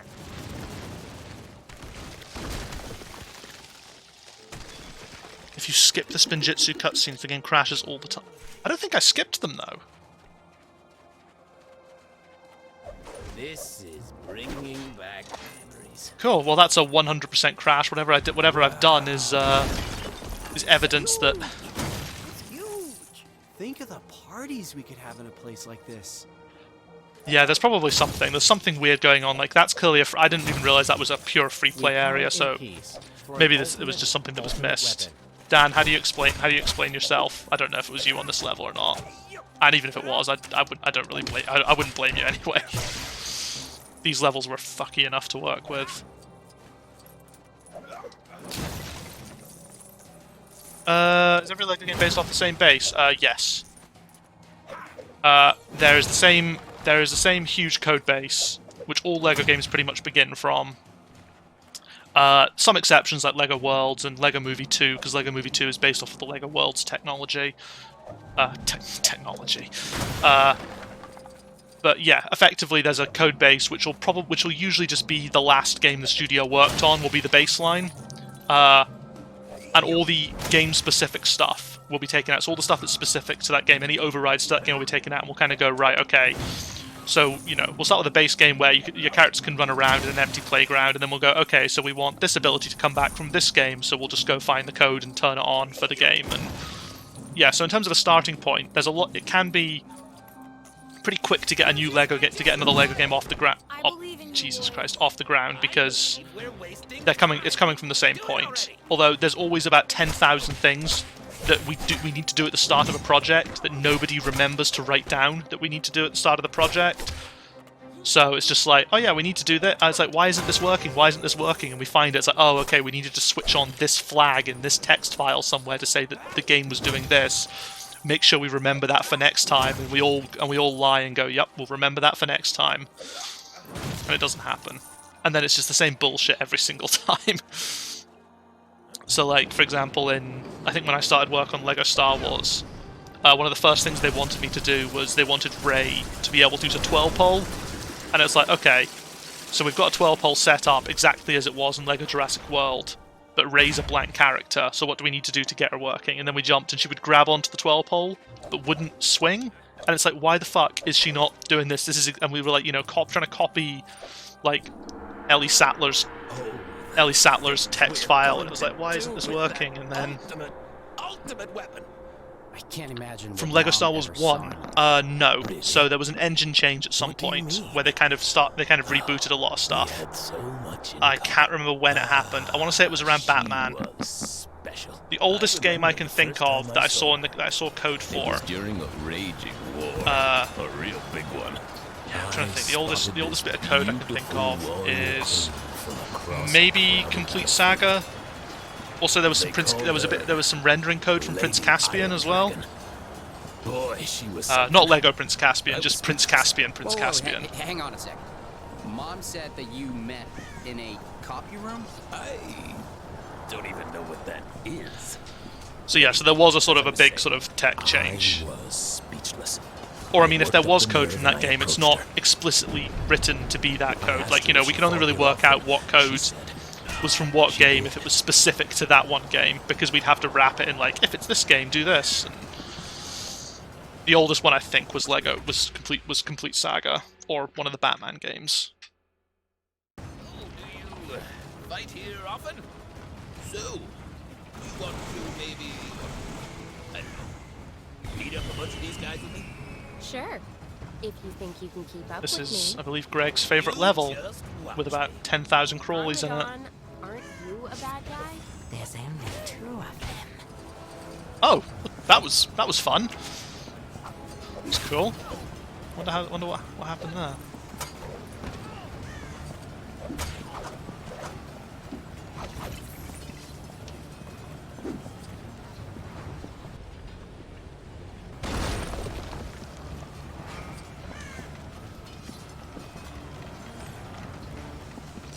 Lady Iron Dragon.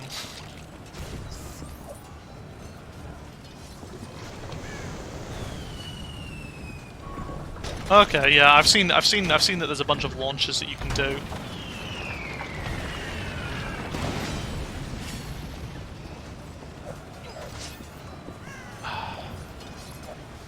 sure... I can't remember. There was something... I did have to look at some stuff on this level too, and I can't remember what it was. I think it was the AI was being all fucky, because, like, this level was an absolute nightmare to set up nav meshes for because of all the lava and shit. There was something like that. There was some... Like, I got a bug going, the AI behaves weird, or and either the AI doesn't attack... It was like, the AI doesn't attack me or whatever.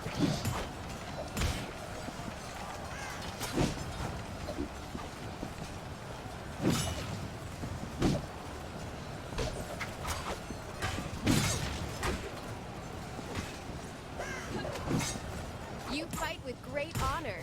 Sorry, bad habit.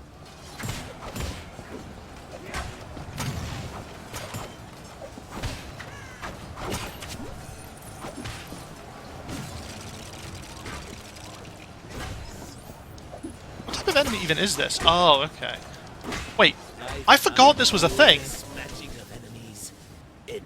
I forgot that I made this enemy type. This is the first time I've seen it turn up.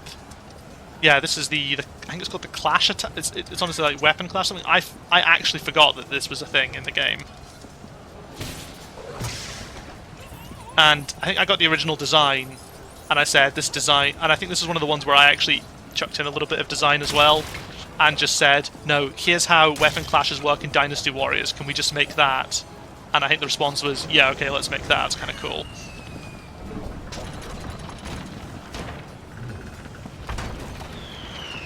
I actually forgot that was in the game.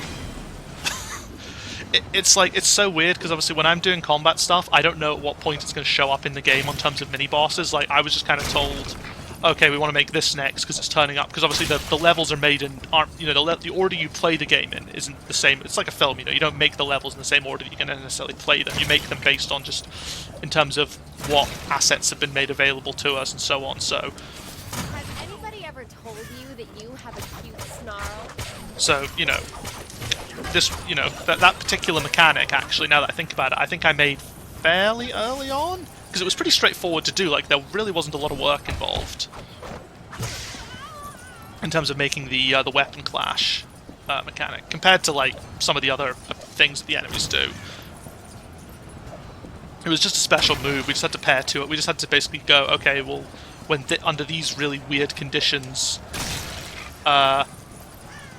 the attacks will, the attacks can sync up, and we hit them and we basically both play the same animation on them, but we put them in different parts of the animation, sync it up, and whatever it is. It was, I don't remember it being a particularly complex amount of code, but I think I did it fairly early on, and then yeah, you don't see it until like 2/3 of the way through the game, so that's cool. I think it was originally written so that a lot more enemies would actually enter that class. Maybe they can, and I've just been killing them too quickly. Maybe that's the problem. Which wouldn't surprise me, I guess. God, forgetting my own features. That's not good. It's been too long.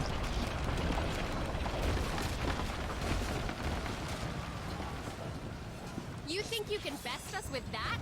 I'm insulted.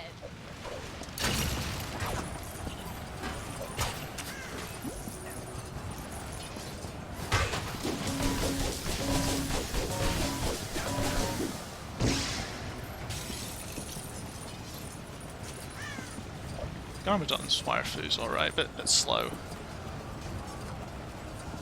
Right, what am I doing? Oh, there's still one guy left to kill.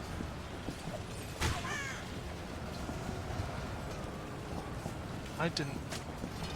Oh, he's there, blending into the background. God, Garmadon used to have some amazing takedowns that we had to cut because they were too violent, unfortunately. Like, one of them there was like a sort of a Goro-style takedown where he would pick them up and then pull their arms off with... Like, you pick them up with two arms and then pull their arms off with his two, which I don't understand why we weren't allowed to keep that, because Chewbacca was allowed to do it, but... and then there was another one where he would kind of like he'd impale them in the stomach and then rip them in half with his staff. It was great. Yeah, all the LEGO games have to be E10. Like, that was one of the requirements. There were like a number of times where we had to make adjustments to in order to survive the ratings nightmare.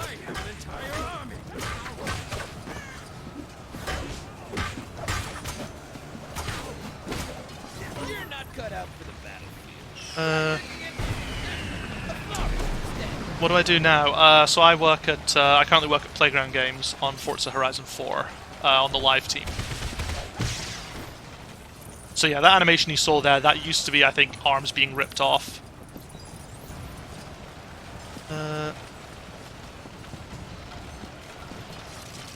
Didn't have human talking. Oh no, LEGO games have had human talking for a while now. I think originally the first game in development to have dialogue was LEGO City Undercover, but because LEGO City Undercover took 3 years to make, LEGO Batman 2 was able to swoop in there and claim the title of first LEGO game with dialogue.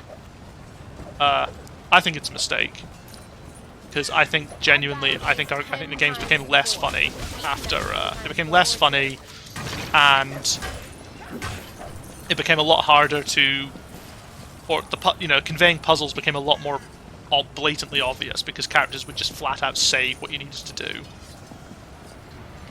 LEGO Star Wars 1 was rated E before E10 existed. Possibly. I think LEGO Star Wars 1 might have been rated under the BBFC, whilst most games are now rated by PEGI. But I don't. Then again, that's just in Europe. I don't know what it's like in, say, the States. I know the States have like a really stupid rating system.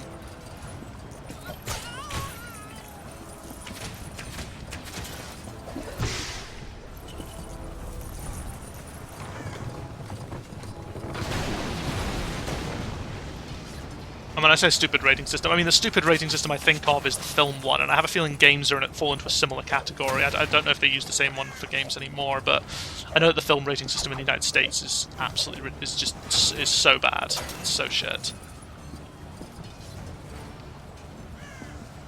Oh yeah, Epic Saturn. Yeah, no, the games were better off for, you had to think a lot more about how you were gonna, you had to think a lot more about how to make your cutscenes funnier. You had to make, you couldn't just rattle off a witty line to try and get some humor, and yeah, I just think it.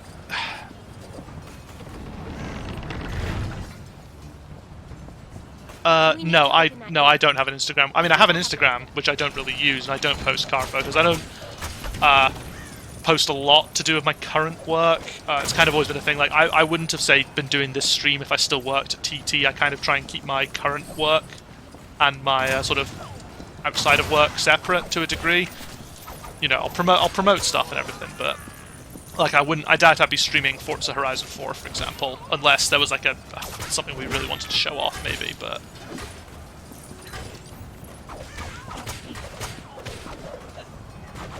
God, Coco's got some cool takedowns.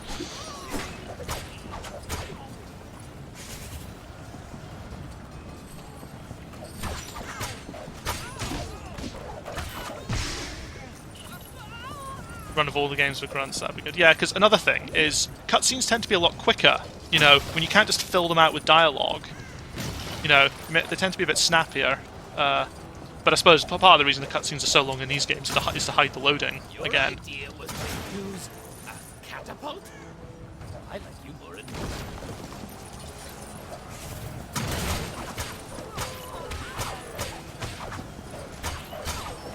Lady Iron Dragon was the last character to get her unique animation sets.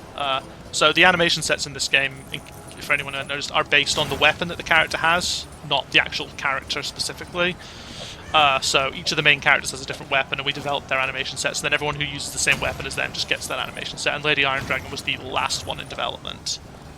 And she was also a pain, because by the time we got round to her, like, a bunch of the standards for how to set up certain things had been forgotten, so we had to sort of go through and go, no, here's a problem, you need to do it this way, and so on. Yeah, no, I'm glad that Retro sent you all over. I've never seen the stream this active before. It's awesome, and I'm glad you're enjoying the content, whether it's the gameplay or the commentary. At them, all of you.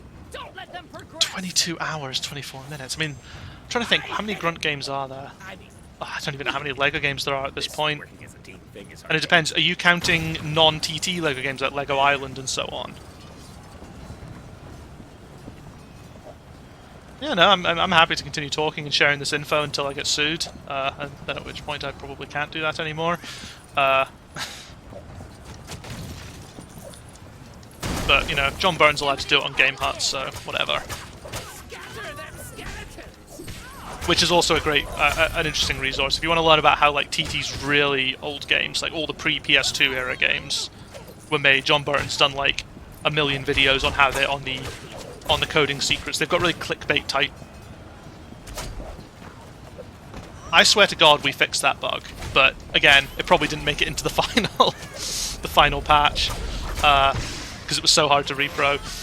Well, if it isn't Lady Iron Dragon. You too. Except no Lego Rock Band. Okay. You never called after we fought together. Oh yeah. Oh God, I'm so sorry. Zero, that everything's just been deleted there. Streamlabs is a pain. I wonder if I can remove moderator privileges from it for the moment. 2 secs. How do you unmod something? Is it just /unmod? I'm so bad at this. Mod. Streamlabs.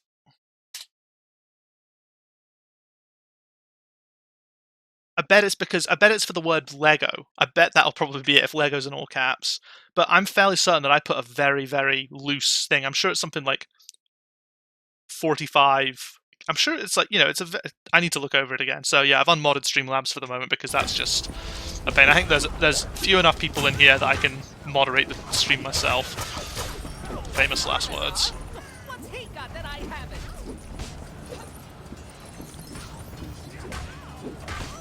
Come on, do your thing.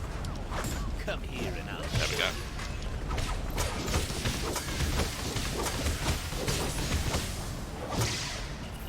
Streamlabs, you're having... The boss is in pieces. Oh, okay, yeah, that might have been just enough caps to do it. And everything else. We never fought together again. I'll maybe turn that off again, or look into it. Oh, Streamlabs, you're having trouble functioning. Well, that's a shame. If you weren't such a shit moderator, I wouldn't have had to take away your privileges. I'll have another look at it, and hopefully next time I do this, it won't be as bad. Sorry that all your messages got deleted.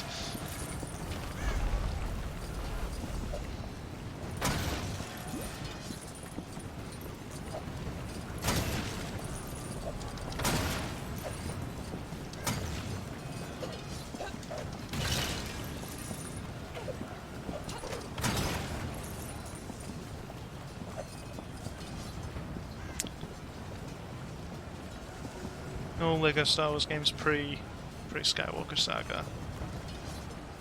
God damn, having that list to hand.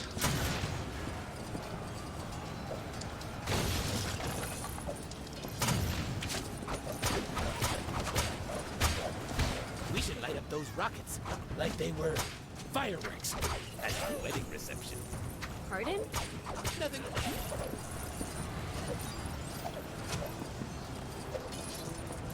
It is a lot of games, and when you consider how short a time those games were made in as well, like it seems like a lot, but you know, TT's like been around for a long time, but in terms of how long they were making Lego games, it's a hefty number for the time. But maybe then again, I suppose once you add Fusion in there, and you've suddenly got 2 studios making a console Lego game every year, or every year and a half. 66 hours. Absolutely not. No thank you. I mean, to be honest, I struggle to play any game pre-Ninjago purely because the combat is just...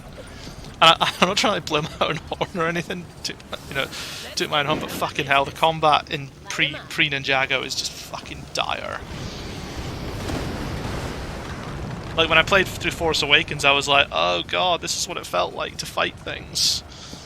I'll just stand here and shoot everything. There shouldn't be walls between people. Aww. It makes it harder to conquer them. Ah.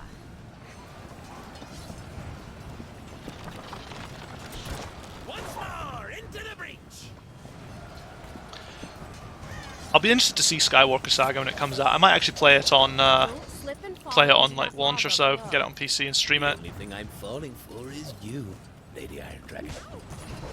Yeah, oh, jumps, yeah. I mean, jump slams are the thing, like, you know, one of the biggest complaints we've had, and one of the reasons we want to change it up, is that the dev team all just spam double jump slam for everything, because it's the easiest way to deal with everything, because the rest of the combat just always felt like ass. So we wanted to try and find a way to make the combat not feel like you could just double jump slam. That was the intention, anyway.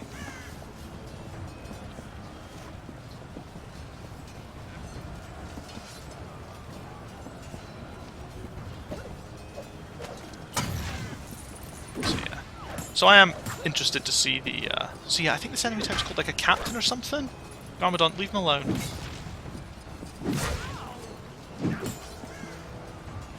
What is it? There we go, that's how you do it.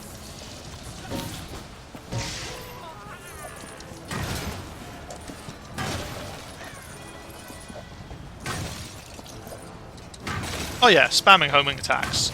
Now, like, the thing is, homing attacks are the most fun attack in this game, and especially when you unlock insta-kill, it becomes even easier, but, like, genuinely, of all the combat abilities I put in, homing attacks were the most fun.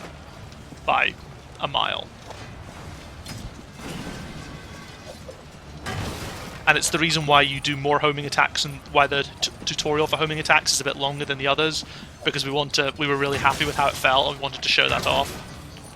That's why there's one extra tutorial for homing attacks compared to all the other tutorials.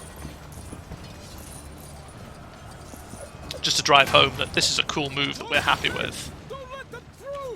The homing attacks feel crap in Incredibles because of just how we... just how we approached the whole sort of... We had the concept of agile characters and strong characters, and it really just didn't work. We tried to compartmentalize the character classes a bit too much in Incredibles, and I don't think it felt as nice.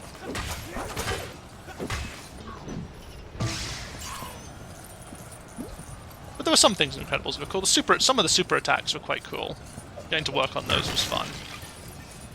Is there anything we can destroy? My crossbow might help here. Oh, come on. You're telling me that...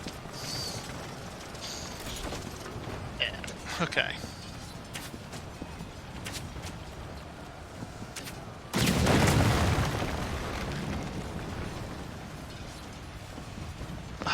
Electrix is the shittest character in Incredibles.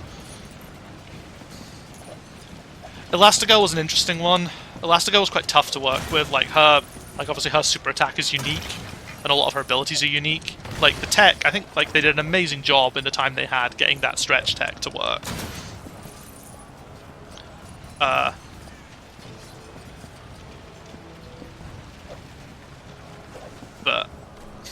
there were problems with it.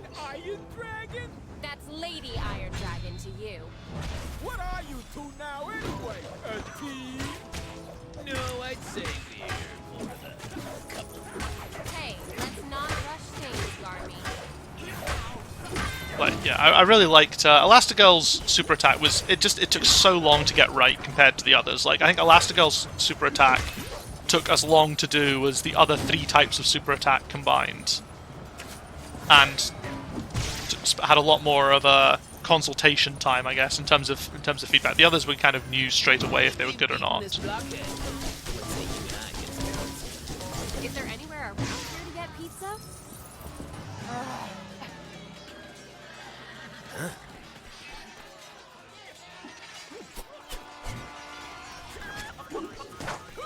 This is running at a perfectly fine frame rate, but this cutscene looks like it's running so... I know there's obviously the stop motion, but it just feels like it's running at a crappy frame rate.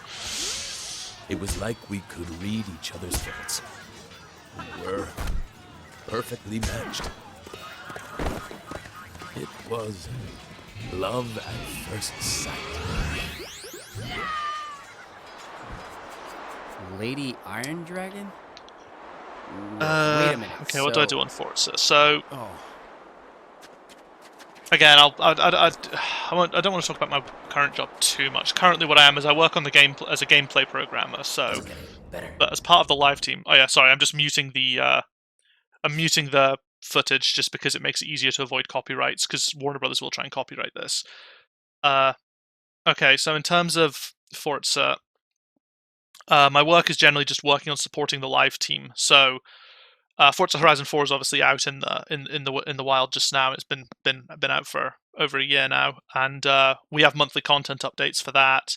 And my job is kind of involves doing work to support any new features that come in, to address long-standing community issues or any other stuff that comes up. So, like an example is when we've introduced new achievements after the game launched. I've tended to look at a lot of the achievements that we've introduced.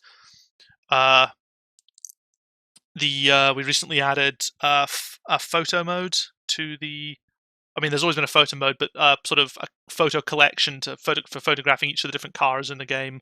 I did some of the work to get that up and running, for example. So it's kind of a bit of whatever, really, kind of just whatever needs done. It's one of those sort of you wear a lot of hats on a live team, kind of working on whatever needs done at any given time. Which is a totally different sort of experience to, say, when I was working on these games where you were just working on the entire game from start to finish, and then it was done, you move on to the next project. This is you're continuing to update the game with content, which is just a very different workflow. It's an interesting workflow, for sure.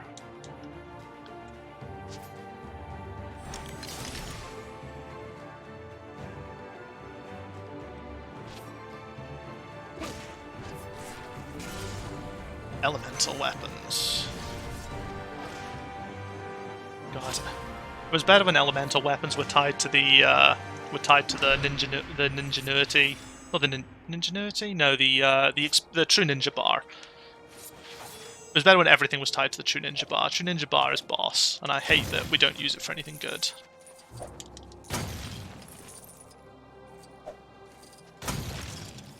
You can go through ceilings in complete saga. I mean, that sounds about right. Most of the time there won't be any collision on the ceilings because there's no need to. If we don't expect you to be able to go through them, we won't put collision on them. It's just a waste of time, waste of processing resources. Yeah, I'll just carry on to the next level. Is this?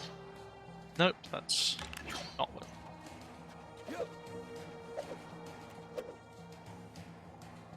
I've seen the infinite jump in Lego Batman or one of the Lego Batmans. I was at ESA Winter 2020, and I was sitting in when Lost did his run of one of the Batman games, and there was a really ridiculous sort of jetpack abuse.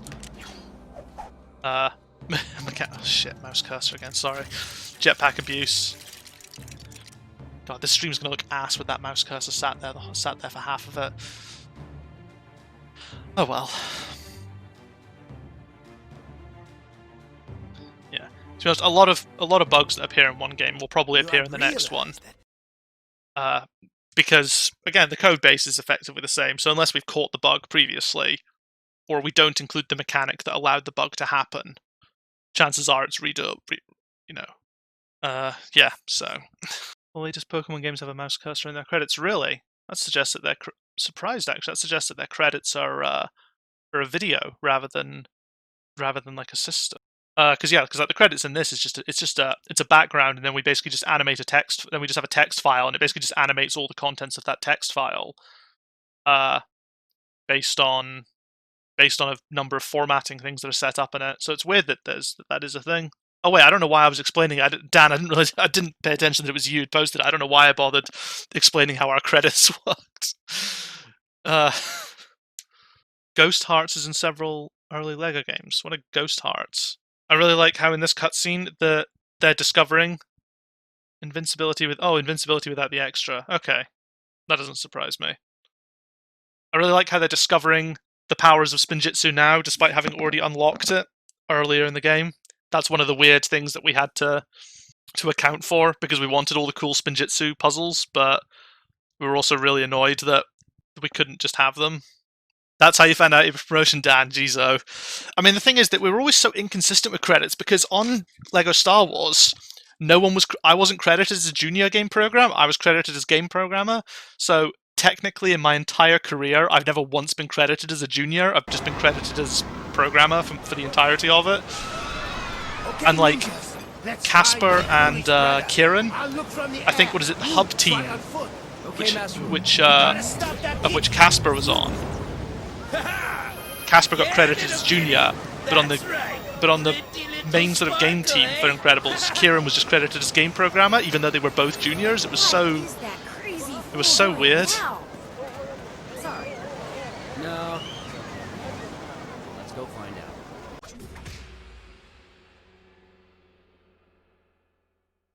Feels good to be back in Ninjago City. Yeah. Really?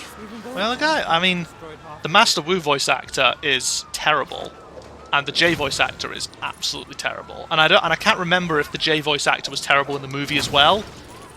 But getting a guy to try and to just do a really bad impression of Jackie Chan is just not. Yeah. It is weird that they were dubbed over. There's a reason for that. I don't know if I'm allowed to explicitly say the reason. I don't know if that's if that's actually a non-disclosure thing or not. I can tell you that at the same time that we were making this game, there was a voice actors strike. Now I'm not saying anything about anything, but those two events happened at the same time. And we just happened to use sound-alikes for this game.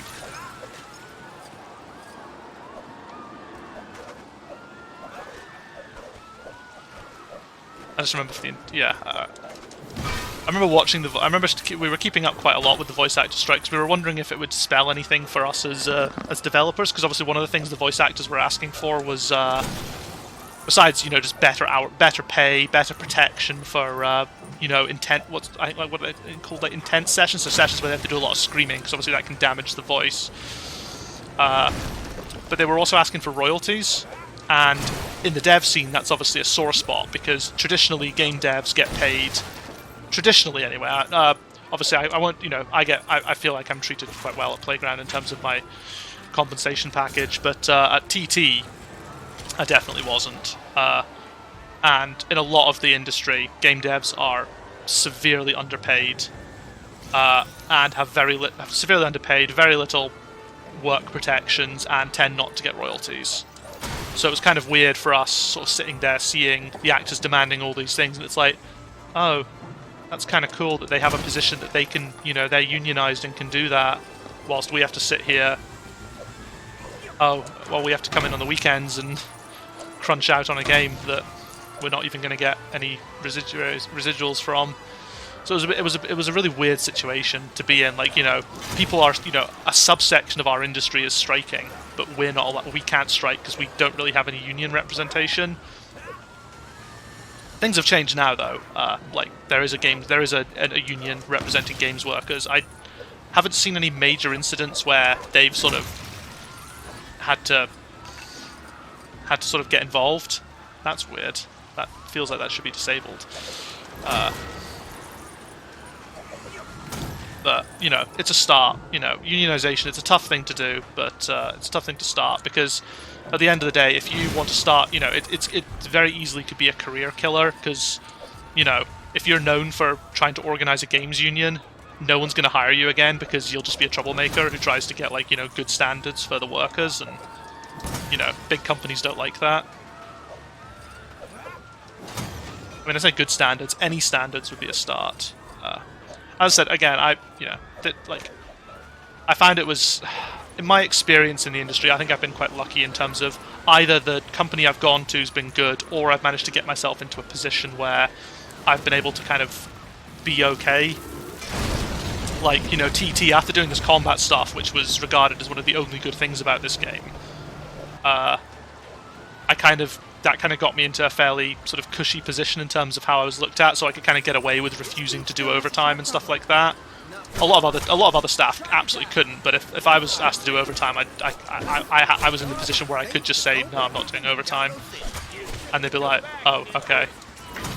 Because they like to pretend that overtime was optional, but it wasn't optional.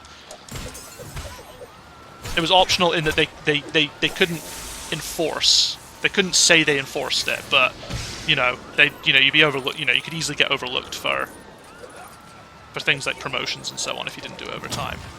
This happens in loads of companies. This isn't exclusive to any one company. This is just industry sort of wide problems when it comes to things like overtime and promotions and so on. It's like, they don't like troublemakers.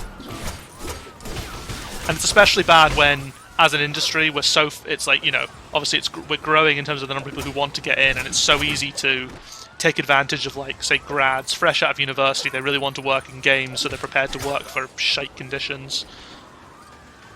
Which again is how a lot of the industry has sort of built itself and got away with its standards for so long. But things are changing slowly. We just need to not let small wins sort of, just need to keep on top of it basically and make sure that that complacency doesn't happen. These guys seem tougher than before.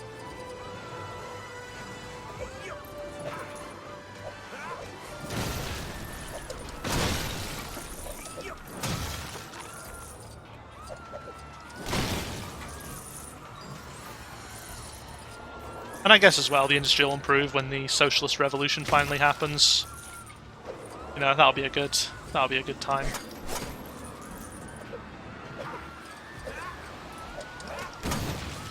But that might still be a ways off yet.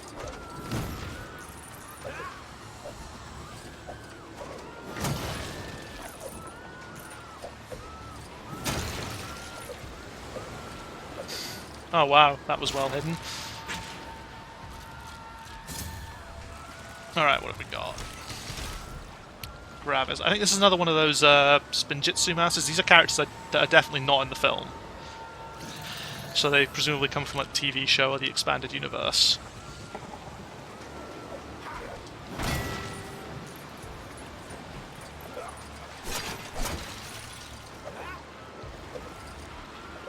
Viva la Revolution indeed.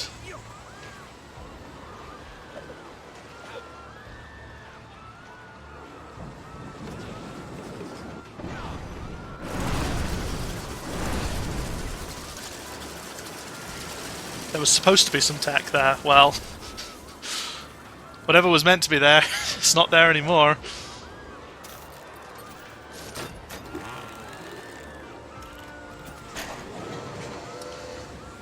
Jay's flail, I've just remembered, Jay's flail was a pain because it's on a rope, so we needed to have like physics object, but when it came to like attaching effects to it, we had to do all this extra work because the locators don't work the same way on, like, I suppose what you can call dynamic objects, like the chain there. I just remember, I just sort of have a flashback to problems that happen trying to get that sort of spark effect to attach to the right part of the flail.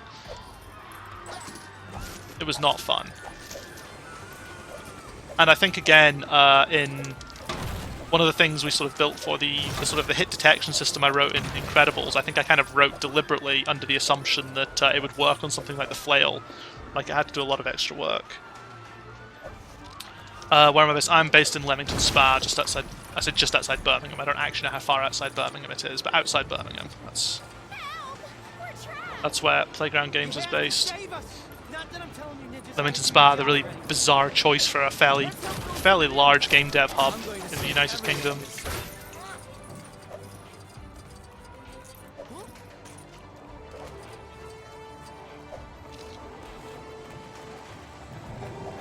I mean, I'm working from home just now, obviously, but yeah. When I was in the office, that's where we were. It's a really nice place to work, actually. Leamington Spa is a lovely town.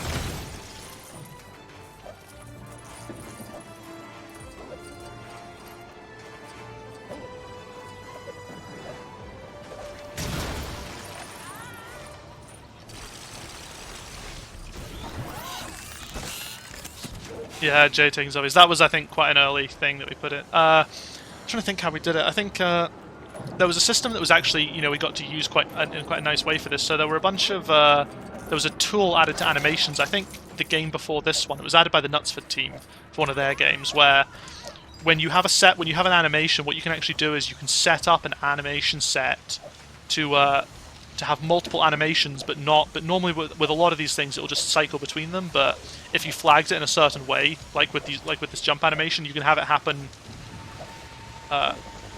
semi-randomly.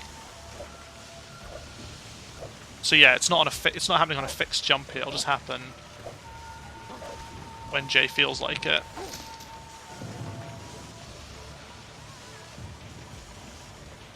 Doxing myself is a bad idea.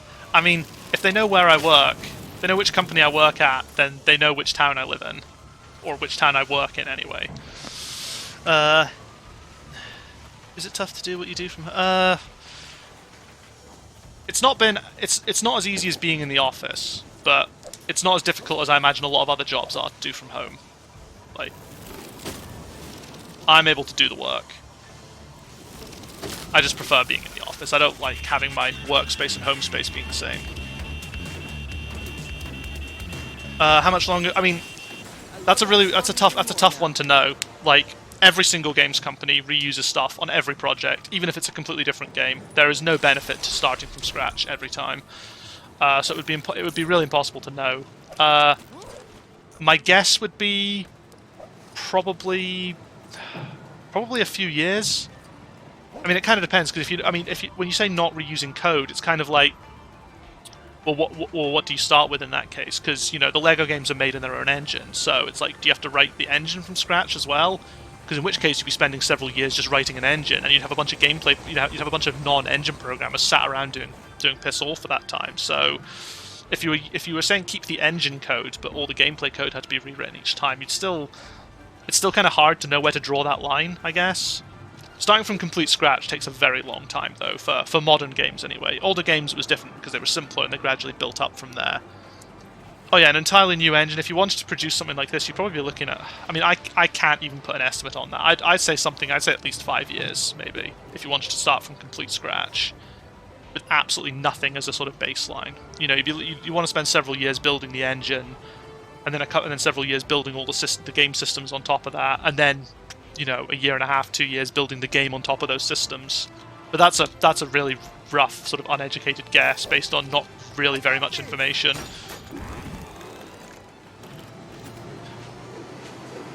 Because again, like, you know, if you look back to the first LEGO game was built on tech that already existed. It was made for, like, you know, the LEGO Star Wars, the engine used for that, I think, had been used to work on a previous game, and they kind of just changed it for, like, they kind of just improved upon it for LEGO Star Wars. And like, if you look at when a company starts up from scratch, you know, you'll often see it'll take a very long time for their next game to come out, for their first game to come out, I should say. Like, you know, games take a while, and even if you're working in an established engine like Unity or Unreal or something, games can still take a really long time to be made, depending on the requirements.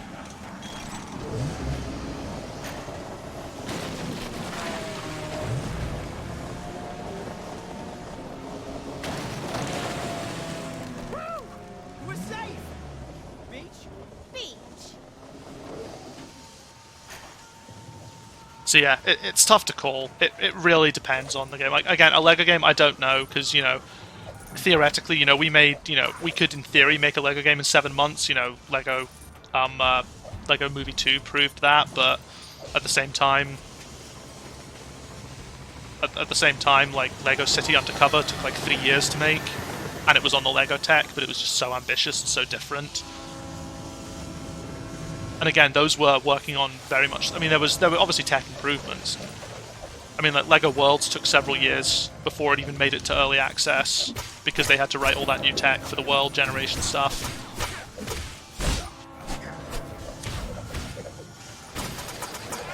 Do I have a least favourite? Of the games I worked on, I haven't played through LEGO Movie 2, so I can't make a definitive statement on that in terms of quality.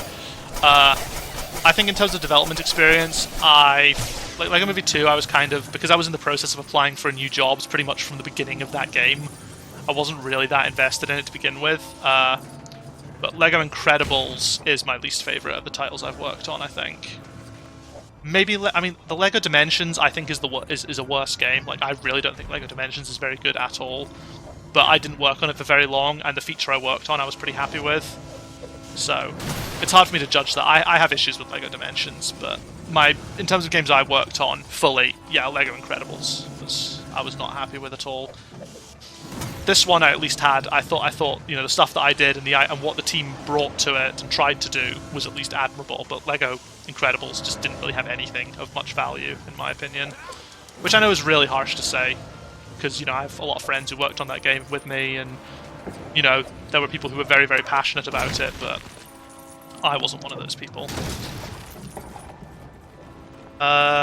most proud to have worked on, again, it's either going to be LEGO Force Awakens because of how much everyone put into that. Like, everybody poured their heart and soul into that game because we wanted to make a good Star Wars game.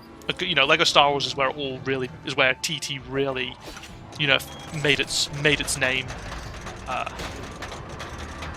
and we wanted that to be a success. So everyone put everything into it. But in terms of my actual work, it's probably this one. I was really proud of the work I did, and I was really proud of what this game could have been. And I still look back fondly on what this game could have been.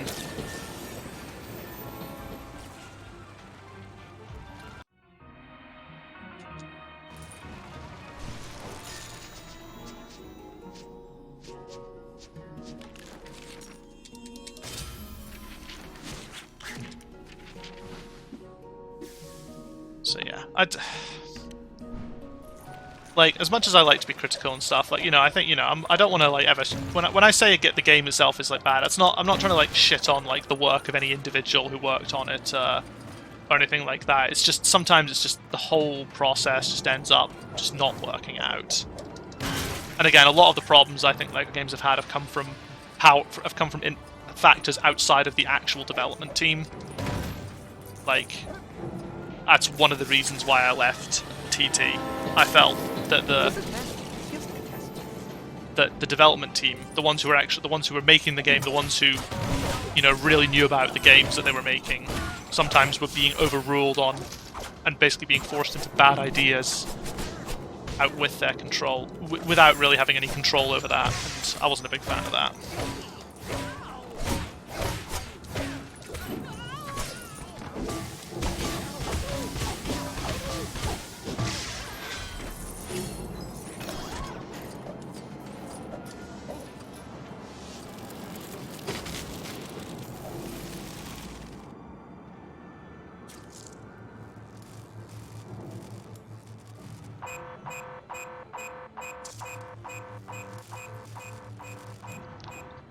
I don't remember this bit of tech.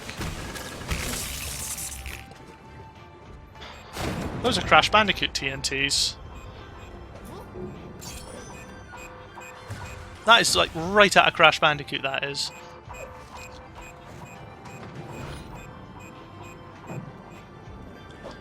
Yeah, Pixar, it's just the way it is. Like, it's one of the problems that comes with, I mean, when you think about the number of parties involved in making a LEGO game, so, you know, if you look at a purely independent company making their own game, they answer to just themselves. But you look at the process of making a LEGO game, so we've got the development team, which will be either Traveller's Tales or TT Fusion. Now, they answer directly to TT Games, the overall sort of company that owns all the various TT companies. And then on top of that, you've got Warner Brothers Games. On top of that, you've got Warner Brothers. Then on top of that, you've got Time Warner. And I guess on top of that, you've now got AT&T.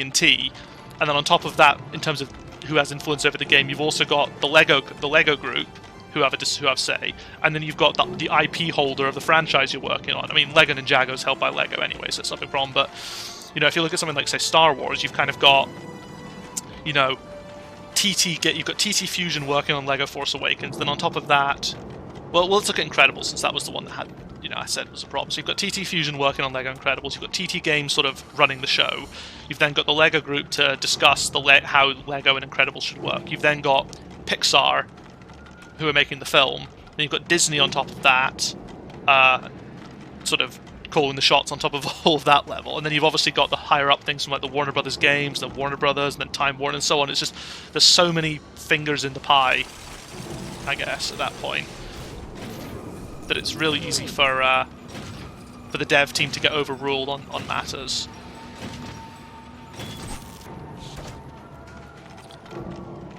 Whilst if you were to look at something like, say, The Last of Us 2. The Last of Us 2 is, you know, Naughty Dog, and then you've got Sony, you've got the Sony first-party studio, and then you've got the various levels of Sony on top of that.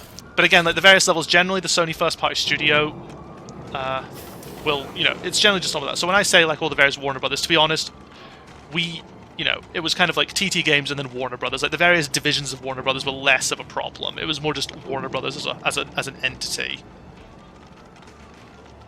But, I mean, if you think of, say, LEGO Dimensions, think of how many companies were involved in LEGO Dimensions. if you think of all the IPs involved in that, you know, you've got Universal, you've got Disney, you've got Fox, you've got... What else? Who else? What else was involved in that? I can't even remember. You've got Cartoon Network, you've got... Like, every franchise in there. Just add on the layers on top of, like, the so the standard is, yeah, Dev Team, TT Games, Warner Brothers, Lego. That's like the 4. Every Lego game has those 4 entities in control, you know, battling over it. And then add on to that whatever IP holder you're working with. In the case of LEGO Dimensions, it's a lot of IP holders. LEGO Incredibles, you've got Disney/Pixar. Like, it sounds easy enough to conflate. You generally don't deal with that many of them as... Like, you tend not to deal with Disney and Pixar as separate entities, I would say. And again, it wasn't really us who dealt with them. We kind of just heard there has been a decision from a level above our pay grade that this needs to happen. It has come from... And it has come from the IP holder, or the business, or LEGO. And that's generally the approach. But it generally means that there were basically one of three or four groups at any given time who could effectively change a decision about something without the dev team being allowed to have a say. And that's a problem. Because none of these groups are ever particularly invested in the game. As far as, you know, like, IP holders, when they license games out, generally an IP holder isn't actually that interested in the quality of the game that's made. What they're interested in is, does it uphold the brand, and does it make money? Those are the two important things to an IP holder. The actual quality of the game is usually not important. So every decision that gets made is, you know, is parsed through one of those two thought processes. Is this going to make money, and how is this going to look in terms of branding for the IP? And then the TT and Warner Brothers level is just, is this going to make money? Like TT, there's an element of, is this game good, but the money angle is definitely the more important one. And also from the TT Games angle, you know, we need to sound important, so we're going to put in some influence. Like generally, it's just people who don't, like, the biggest problem is people who don't know how to make games making decisions on making the game. That's generally what will sink a LEGO game. I mean, lack of creativity can definitely happen as well, and has happened on some of the games. Like, Incredibles was bugged by issues that was bugged by. There were a few creative problems, I think, with it as well.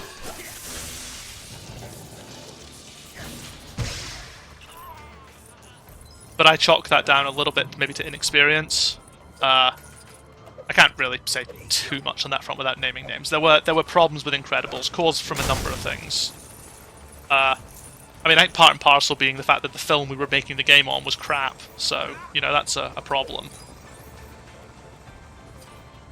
You know, Incredibles 2 was not a good film at all. So there's a problem. Incredibles 1 was a good film. So we had that to go off of, which is why the second half of the Incredibles game is considerably better than the first half. Because at least it has some good source material. And we also knew what that source material was up front, so we were able to spend more time and focus on the first Incredibles part of the game. But when you're making a crap film, and you don't have much time to make a game... When you're making a game adaptation of a crap film, and you don't even have a lot of time to make the game adaptation of that crap film, it does cause some problems.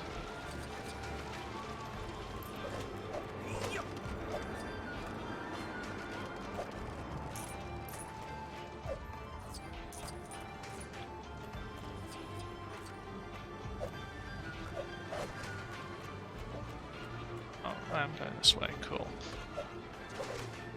Yeah, sorry, I'm being very depressing right now. I mean, that's the theme of the stream, but I guess with more people watching, I should probably try and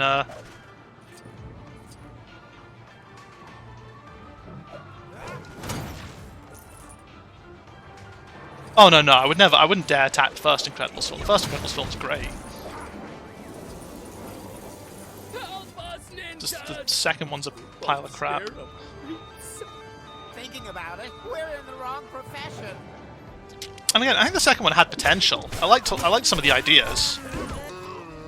It was just like, it seemed just far too... It was just very simplistic. I love you. Every week I look forward to seeing what you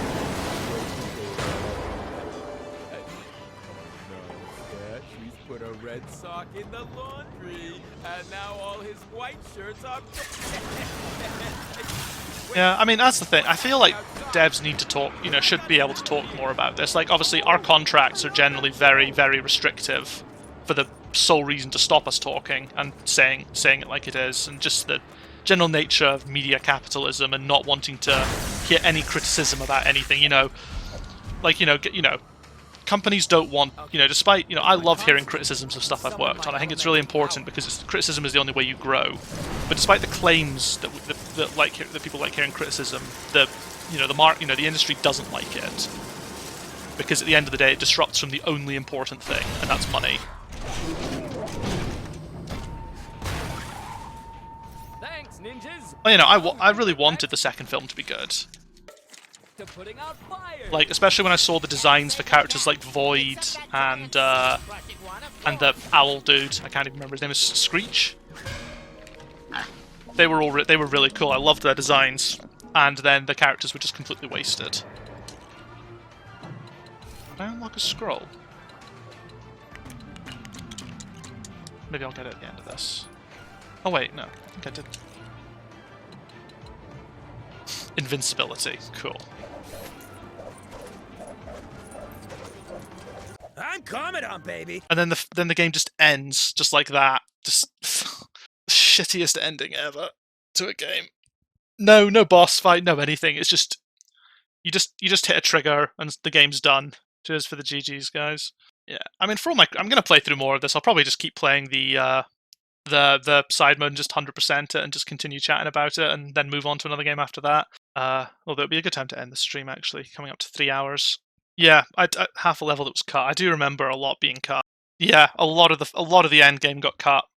There were quite a lot of levels that got cut from this game, actually, which is good because we barely finished it in time anyway. So yeah, it's weird talking about this. Like, I have no idea. You know, I mean, I don't think the stream's big enough that I'd expect to see any kind of retribution for talking about stuff. Like, I personally don't think anything I've said is any violation of an NDA in any way. It's just, you know, it's whatever. And I think it's important to shine a light on problems that happen because, you know, until like the general public sort of know what goes into making games, you know, like that's always going to create that division between the public and the developers. Like, you know, most people know at least a bit about how films are made because there's so many documentaries on the process and so much that goes in, but the games industry is so secretive.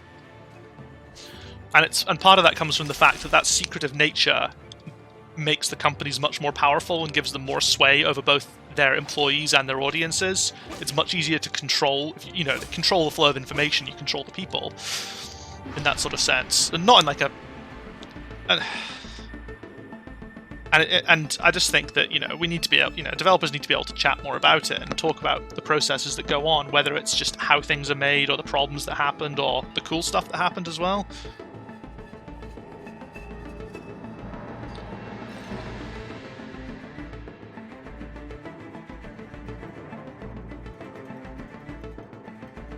Oh yeah, no, that's the thing. Like, you know, it is what it is.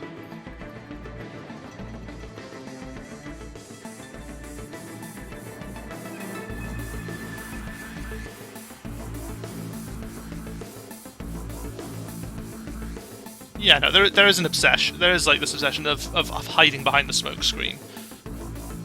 Game programmers. Yeah, there I am.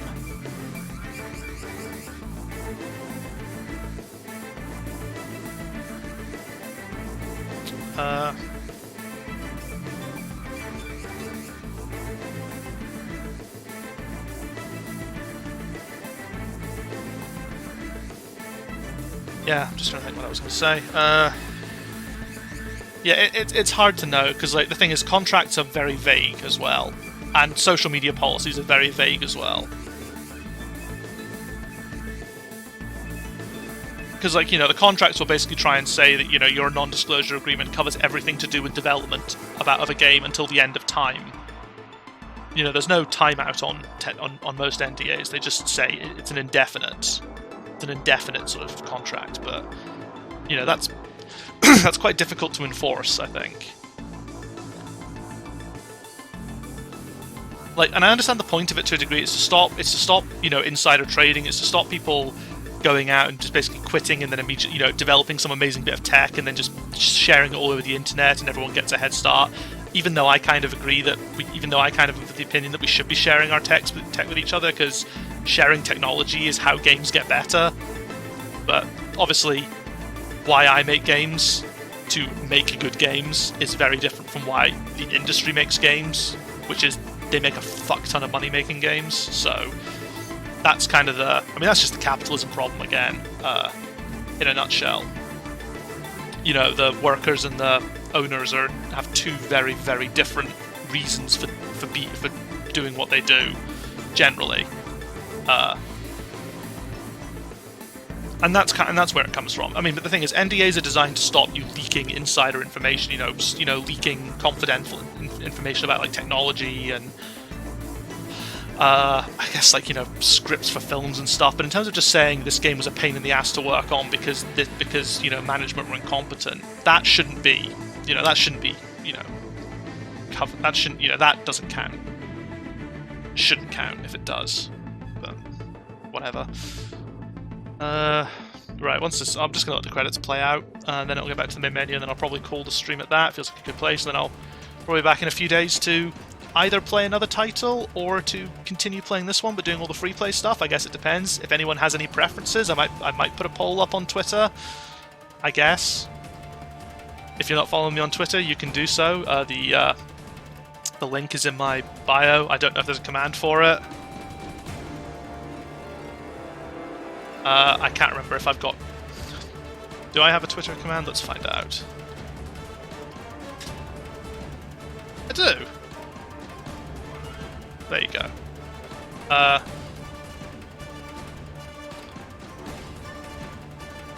So yeah, so I might put a poll out or something to see what the general interest is. Because I mean, this game was fun to talk about, but talking about other games might be fun as well. Because I've now played LEGO Star Wars and LEGO Ninjago.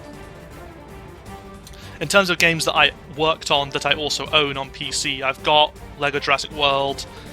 I'm pretty sure I've got LEGO Movie 2. And I could probably buy LEGO Incredibles.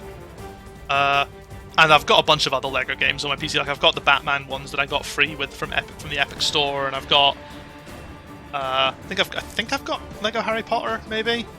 Didn't work on any of them, but could be fun to talk through.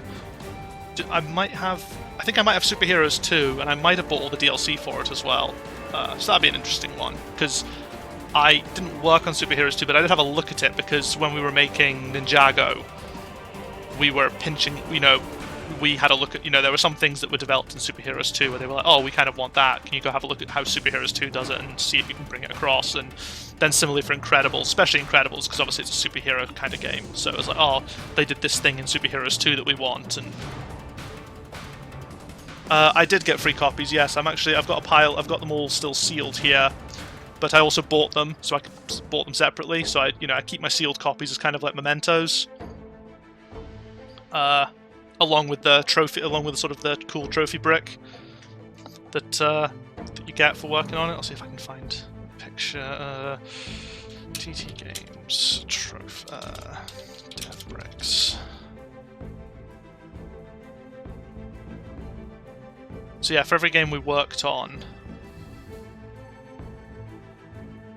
we got one of these. Share that in the chat.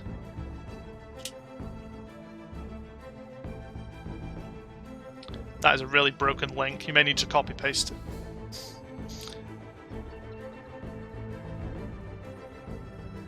You can generally buy them. Some members of the dev team will sold them on eBay. I've been kind of tempted to pick one up myself actually, because I never got one for working on Movie 2 because I left before they handed them out. And generally, if you leave during production, you don't get anything. You get your name on the credits, but you don't get any of the post-completion stuff. And it's the only one I'm missing from my collection, so... yeah, I was sort of tempted to look, but the thing is, they do go for quite a lot. On eBay, they're like 400 quid, I think.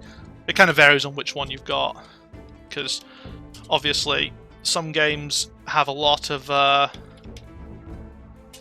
more developers there were on a game, they'll be the wider the sort of saturation of the bricks will be.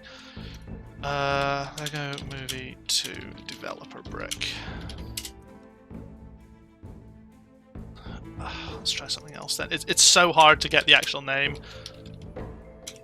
Let's try TT Games developer brick.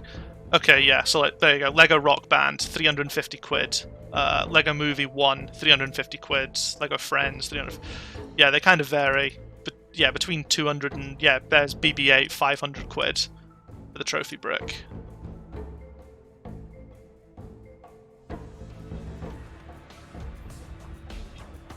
But I want the LEGO Movie 2 one, not the LEGO Movie one, that's the problem. And the LEGO Movie 2 one's a bit hard to find.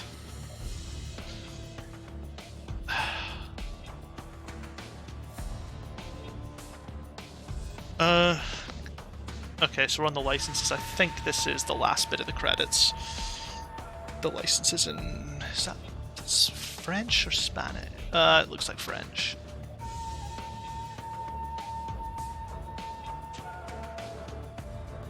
Yeah, it's French. Yeah, so I guess before the stream ends, if anyone has any other sort of questions about any general dev stuff, I mean, as I said, I'll do more of these, so feel free. Again, follow me on Twitter, follow me here, I tweet out when I'm going live, and obviously if you follow me on Twitch, you'll never miss a stream, I guess. Now, I've never done a raid on Twitch, so I have no idea how this actually works. As far as I'm aware, I just type /raid, and then that'll be it. But I need to see, is there anyone? No, I'm not really. Oh, no, never mind. No one I sort of follows online just now. Oh, I forgot about this bit. Okay, let's do this really quick then.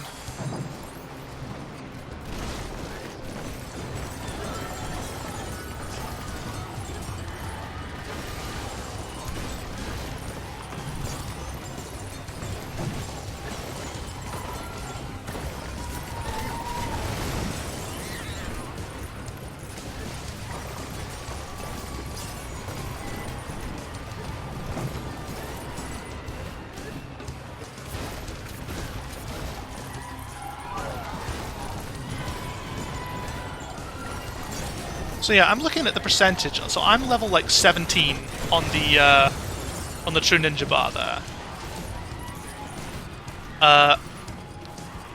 Or no, level 18. Sorry, from just a casual playthrough. Admittedly, a casual playthrough where I sort of know what I'm doing roughly. Yeah, I forgot this bit was in the game actually. That's been a common theme actually throughout playing this. So.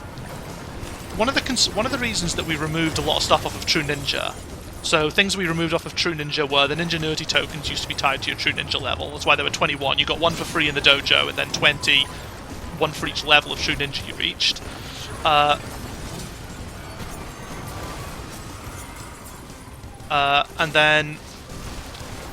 And also the elemental, sort of the gold weapons, elemental weapons, steel weapons, they were all tied to True Ninja as well. Everything, you know, all these things were tied to True Ninja, all this sort of progression system we basically wanted. It was awesome, it was really cool. And then there was just this concern that that kids wouldn't understand it, or that kids wouldn't see it all because they wouldn't be able to get a high enough True Ninja by the end of the game. And which I think is really doing a disservice. And I think, you know, I've just finished the game on a casual playthrough at level 18 out of 20. In terms of progression, that's pretty good in terms of how much I've unlocked. So, again, I argue that that excuse was just a little bit bullshit. What's my favourite game in general? Warcraft 3 Reign of Chaos, not the Reforged edition. That is my favourite game of all time. I never played the multiplayer, really. I just played the campaign. And that is the game that inspired me to become a game dev. And it's a shame they ruined it with the Reforged edition, but whatever.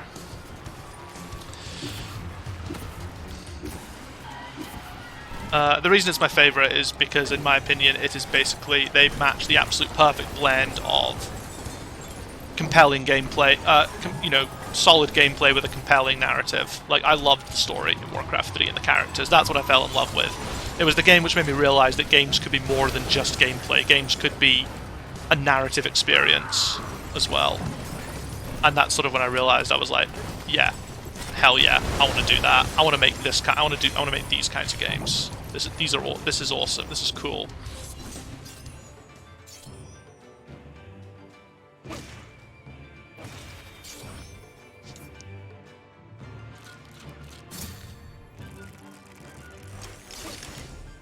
Garma Mecha Man. Is there a game from a dev perspective that's really impressed me? Yeah, there's been plenty. Whenever I play usually one of the big AAA releases, I mean...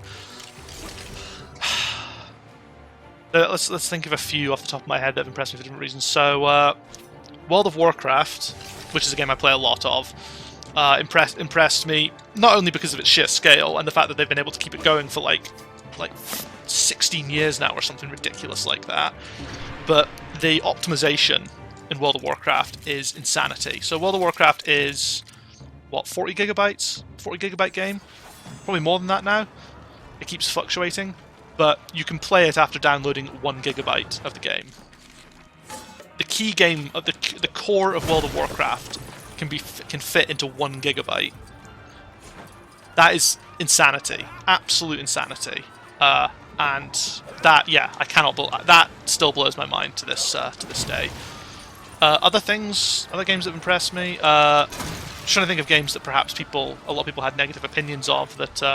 So No Man's Sky, actually, when it came out, really impressed me. I'd been keeping up with I'd watched a few of the tech talks on the technology behind No Man's Sky, and gameplay is what it is. It wasn't particularly my kind of game, and even now, I'm tempted to go back and try it now they've had all the updates. Maybe it's a bit different, and I appreciate that a lot of people felt let down, perhaps compared to what the hype release was. I mean, I could tell straight, again, as a dev, you kind of can tell straight away that when something actually isn't going to be in the final product, just from looking at the videos. It's like, we've all been there.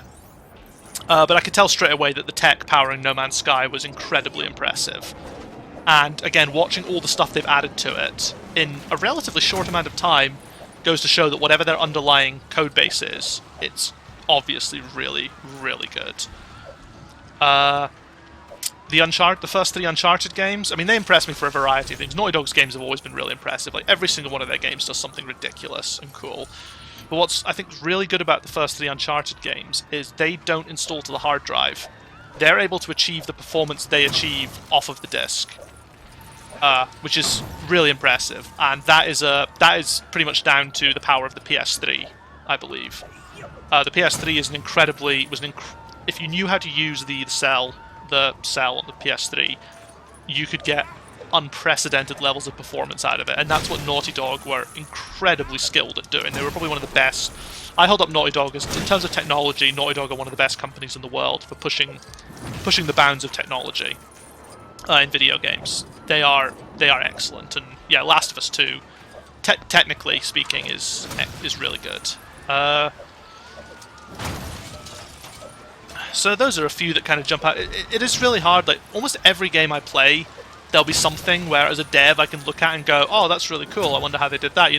The last sort of indie game I played Thomas Was Alone, years too late, obviously. It was a very good game.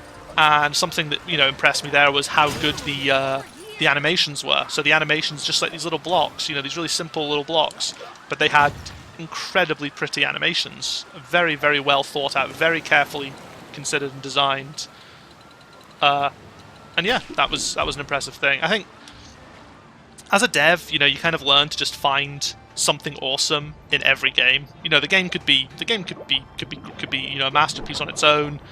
It could be a pile of crap, but there'll always be something in it that's worth looking at. At least that's what I've found so far.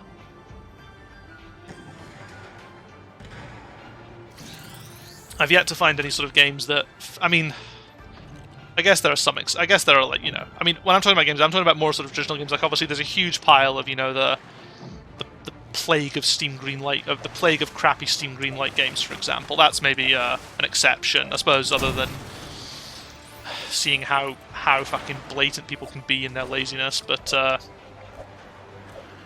yeah, no, I think every game has at least something to offer, or at least has the potential to offer something. It might not necessarily succeed in that, but at least it's always an interesting exercise to look at and see. And even if I give a game, like, when even if I say a game's terrible, it doesn't mean that it's completely devoid of anything good. It doesn't necessarily mean that other people will think it's terrible. Like, I mean, a big example, my big hot take in terms of games is I think Fallout 3 is one of the most overrated games ever released. I think it's a pile of shit, but I know a lot of people like it, and you know what? If you like it, that's, you know, you do you. I just think it's awful. So everyone has different opinions on games, because, you know, everyone's got different tastes in general. I'm pretty critical when it comes to a lot of games. Like I'm kind of beyond sort of saying, you know, every game is great. You know, every game is at least a 7 or an 8 out of 10 sort of thing. You know, I'll happily say that a game is terrible, but there is always something good to be found in it, even if it's garbage. Like, if I played Fallout 3 again, I'm sure I could find some cool stuff. I mean, VATS is pretty cool. VATS is a pretty cool way of. I mean, that's technically. I suppose that technically existed prior to Fallout 3, so Fallout 3 can't take credit for that.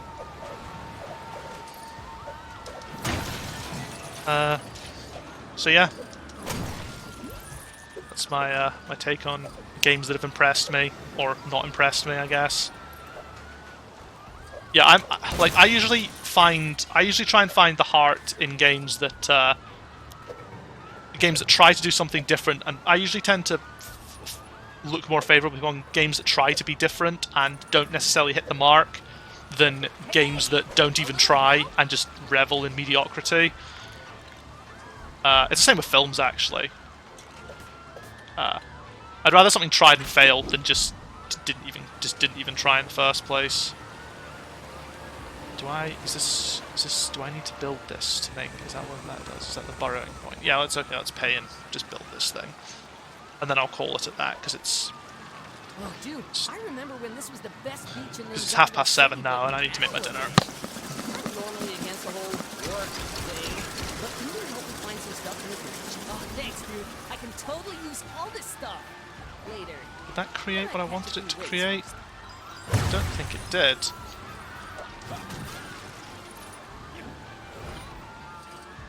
Where is the... I'm sure it's meant to be around here. Oh, that'll be it.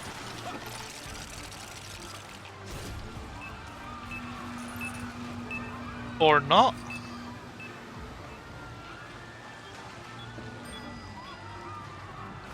Oh wait, there it is. That is a very convoluted way for discovering this.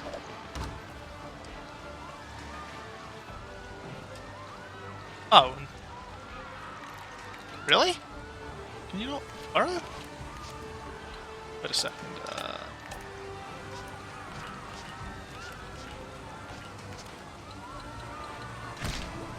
Pythor can burrow. Very weird.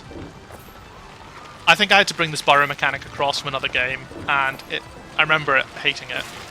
Or I had to stop the burrow points from being destructible. Whatever it was really shit. Dareth. I don't know who that is.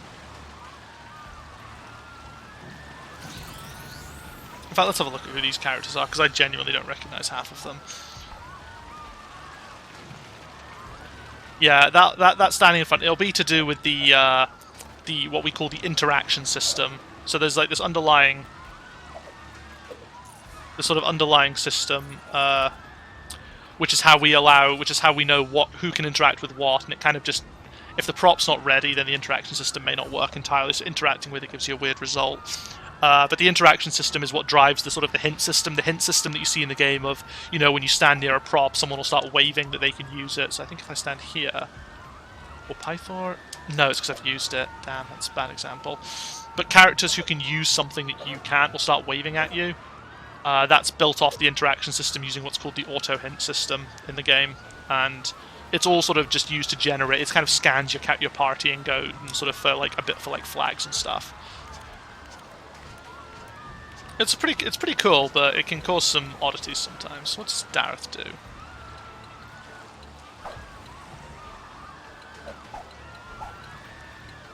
So, Dareth is just a ninja who punches things.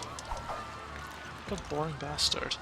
And then Ray has fire, has swords and fire spinjitzu. So he's literally just a not as good version of Kai. Camille... Disguise?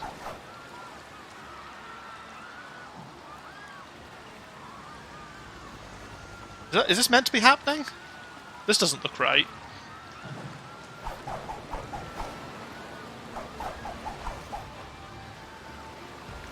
Alright, let's switch to someone else, because that's hurting my eyes. Oh, okay, cool. This guy's a ghost character. Well, I mean, he flies, so he uses the ghost animations.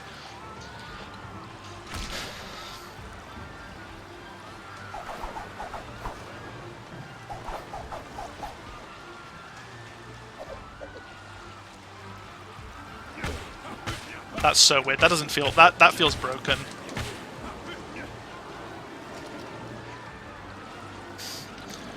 Anyone else of interest? Not really. Not anyone who's really jumping out. This is one of my favourite characters. Nia's ceremonial robes are really cool in design.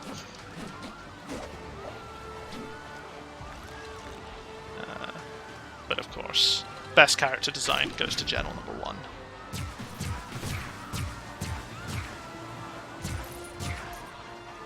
Okay, cool. I think that's a good place to end the stream. So hopefully that was entertaining. Some of you, there's still like 13 people kicking about, which is crazy considering I usually average like 2 or 3 people in my streams. So thank you to everyone who stuck around, and to all of those of you from Retro's Raid who stuck around and followed and all that. It's awesome. I'll probably be doing this again sometime in the future. I haven't got a fixed schedule set up. I really should. But yeah. As I said, I didn't see anyone on my Twitch channel. I don't follow enough people on Twitch yet to raid. Let me just double check one last time. No, not particularly. Okay, just have to leave that then. But yeah, cheers. Hopefully see some of you folks in the future. Catch you all later.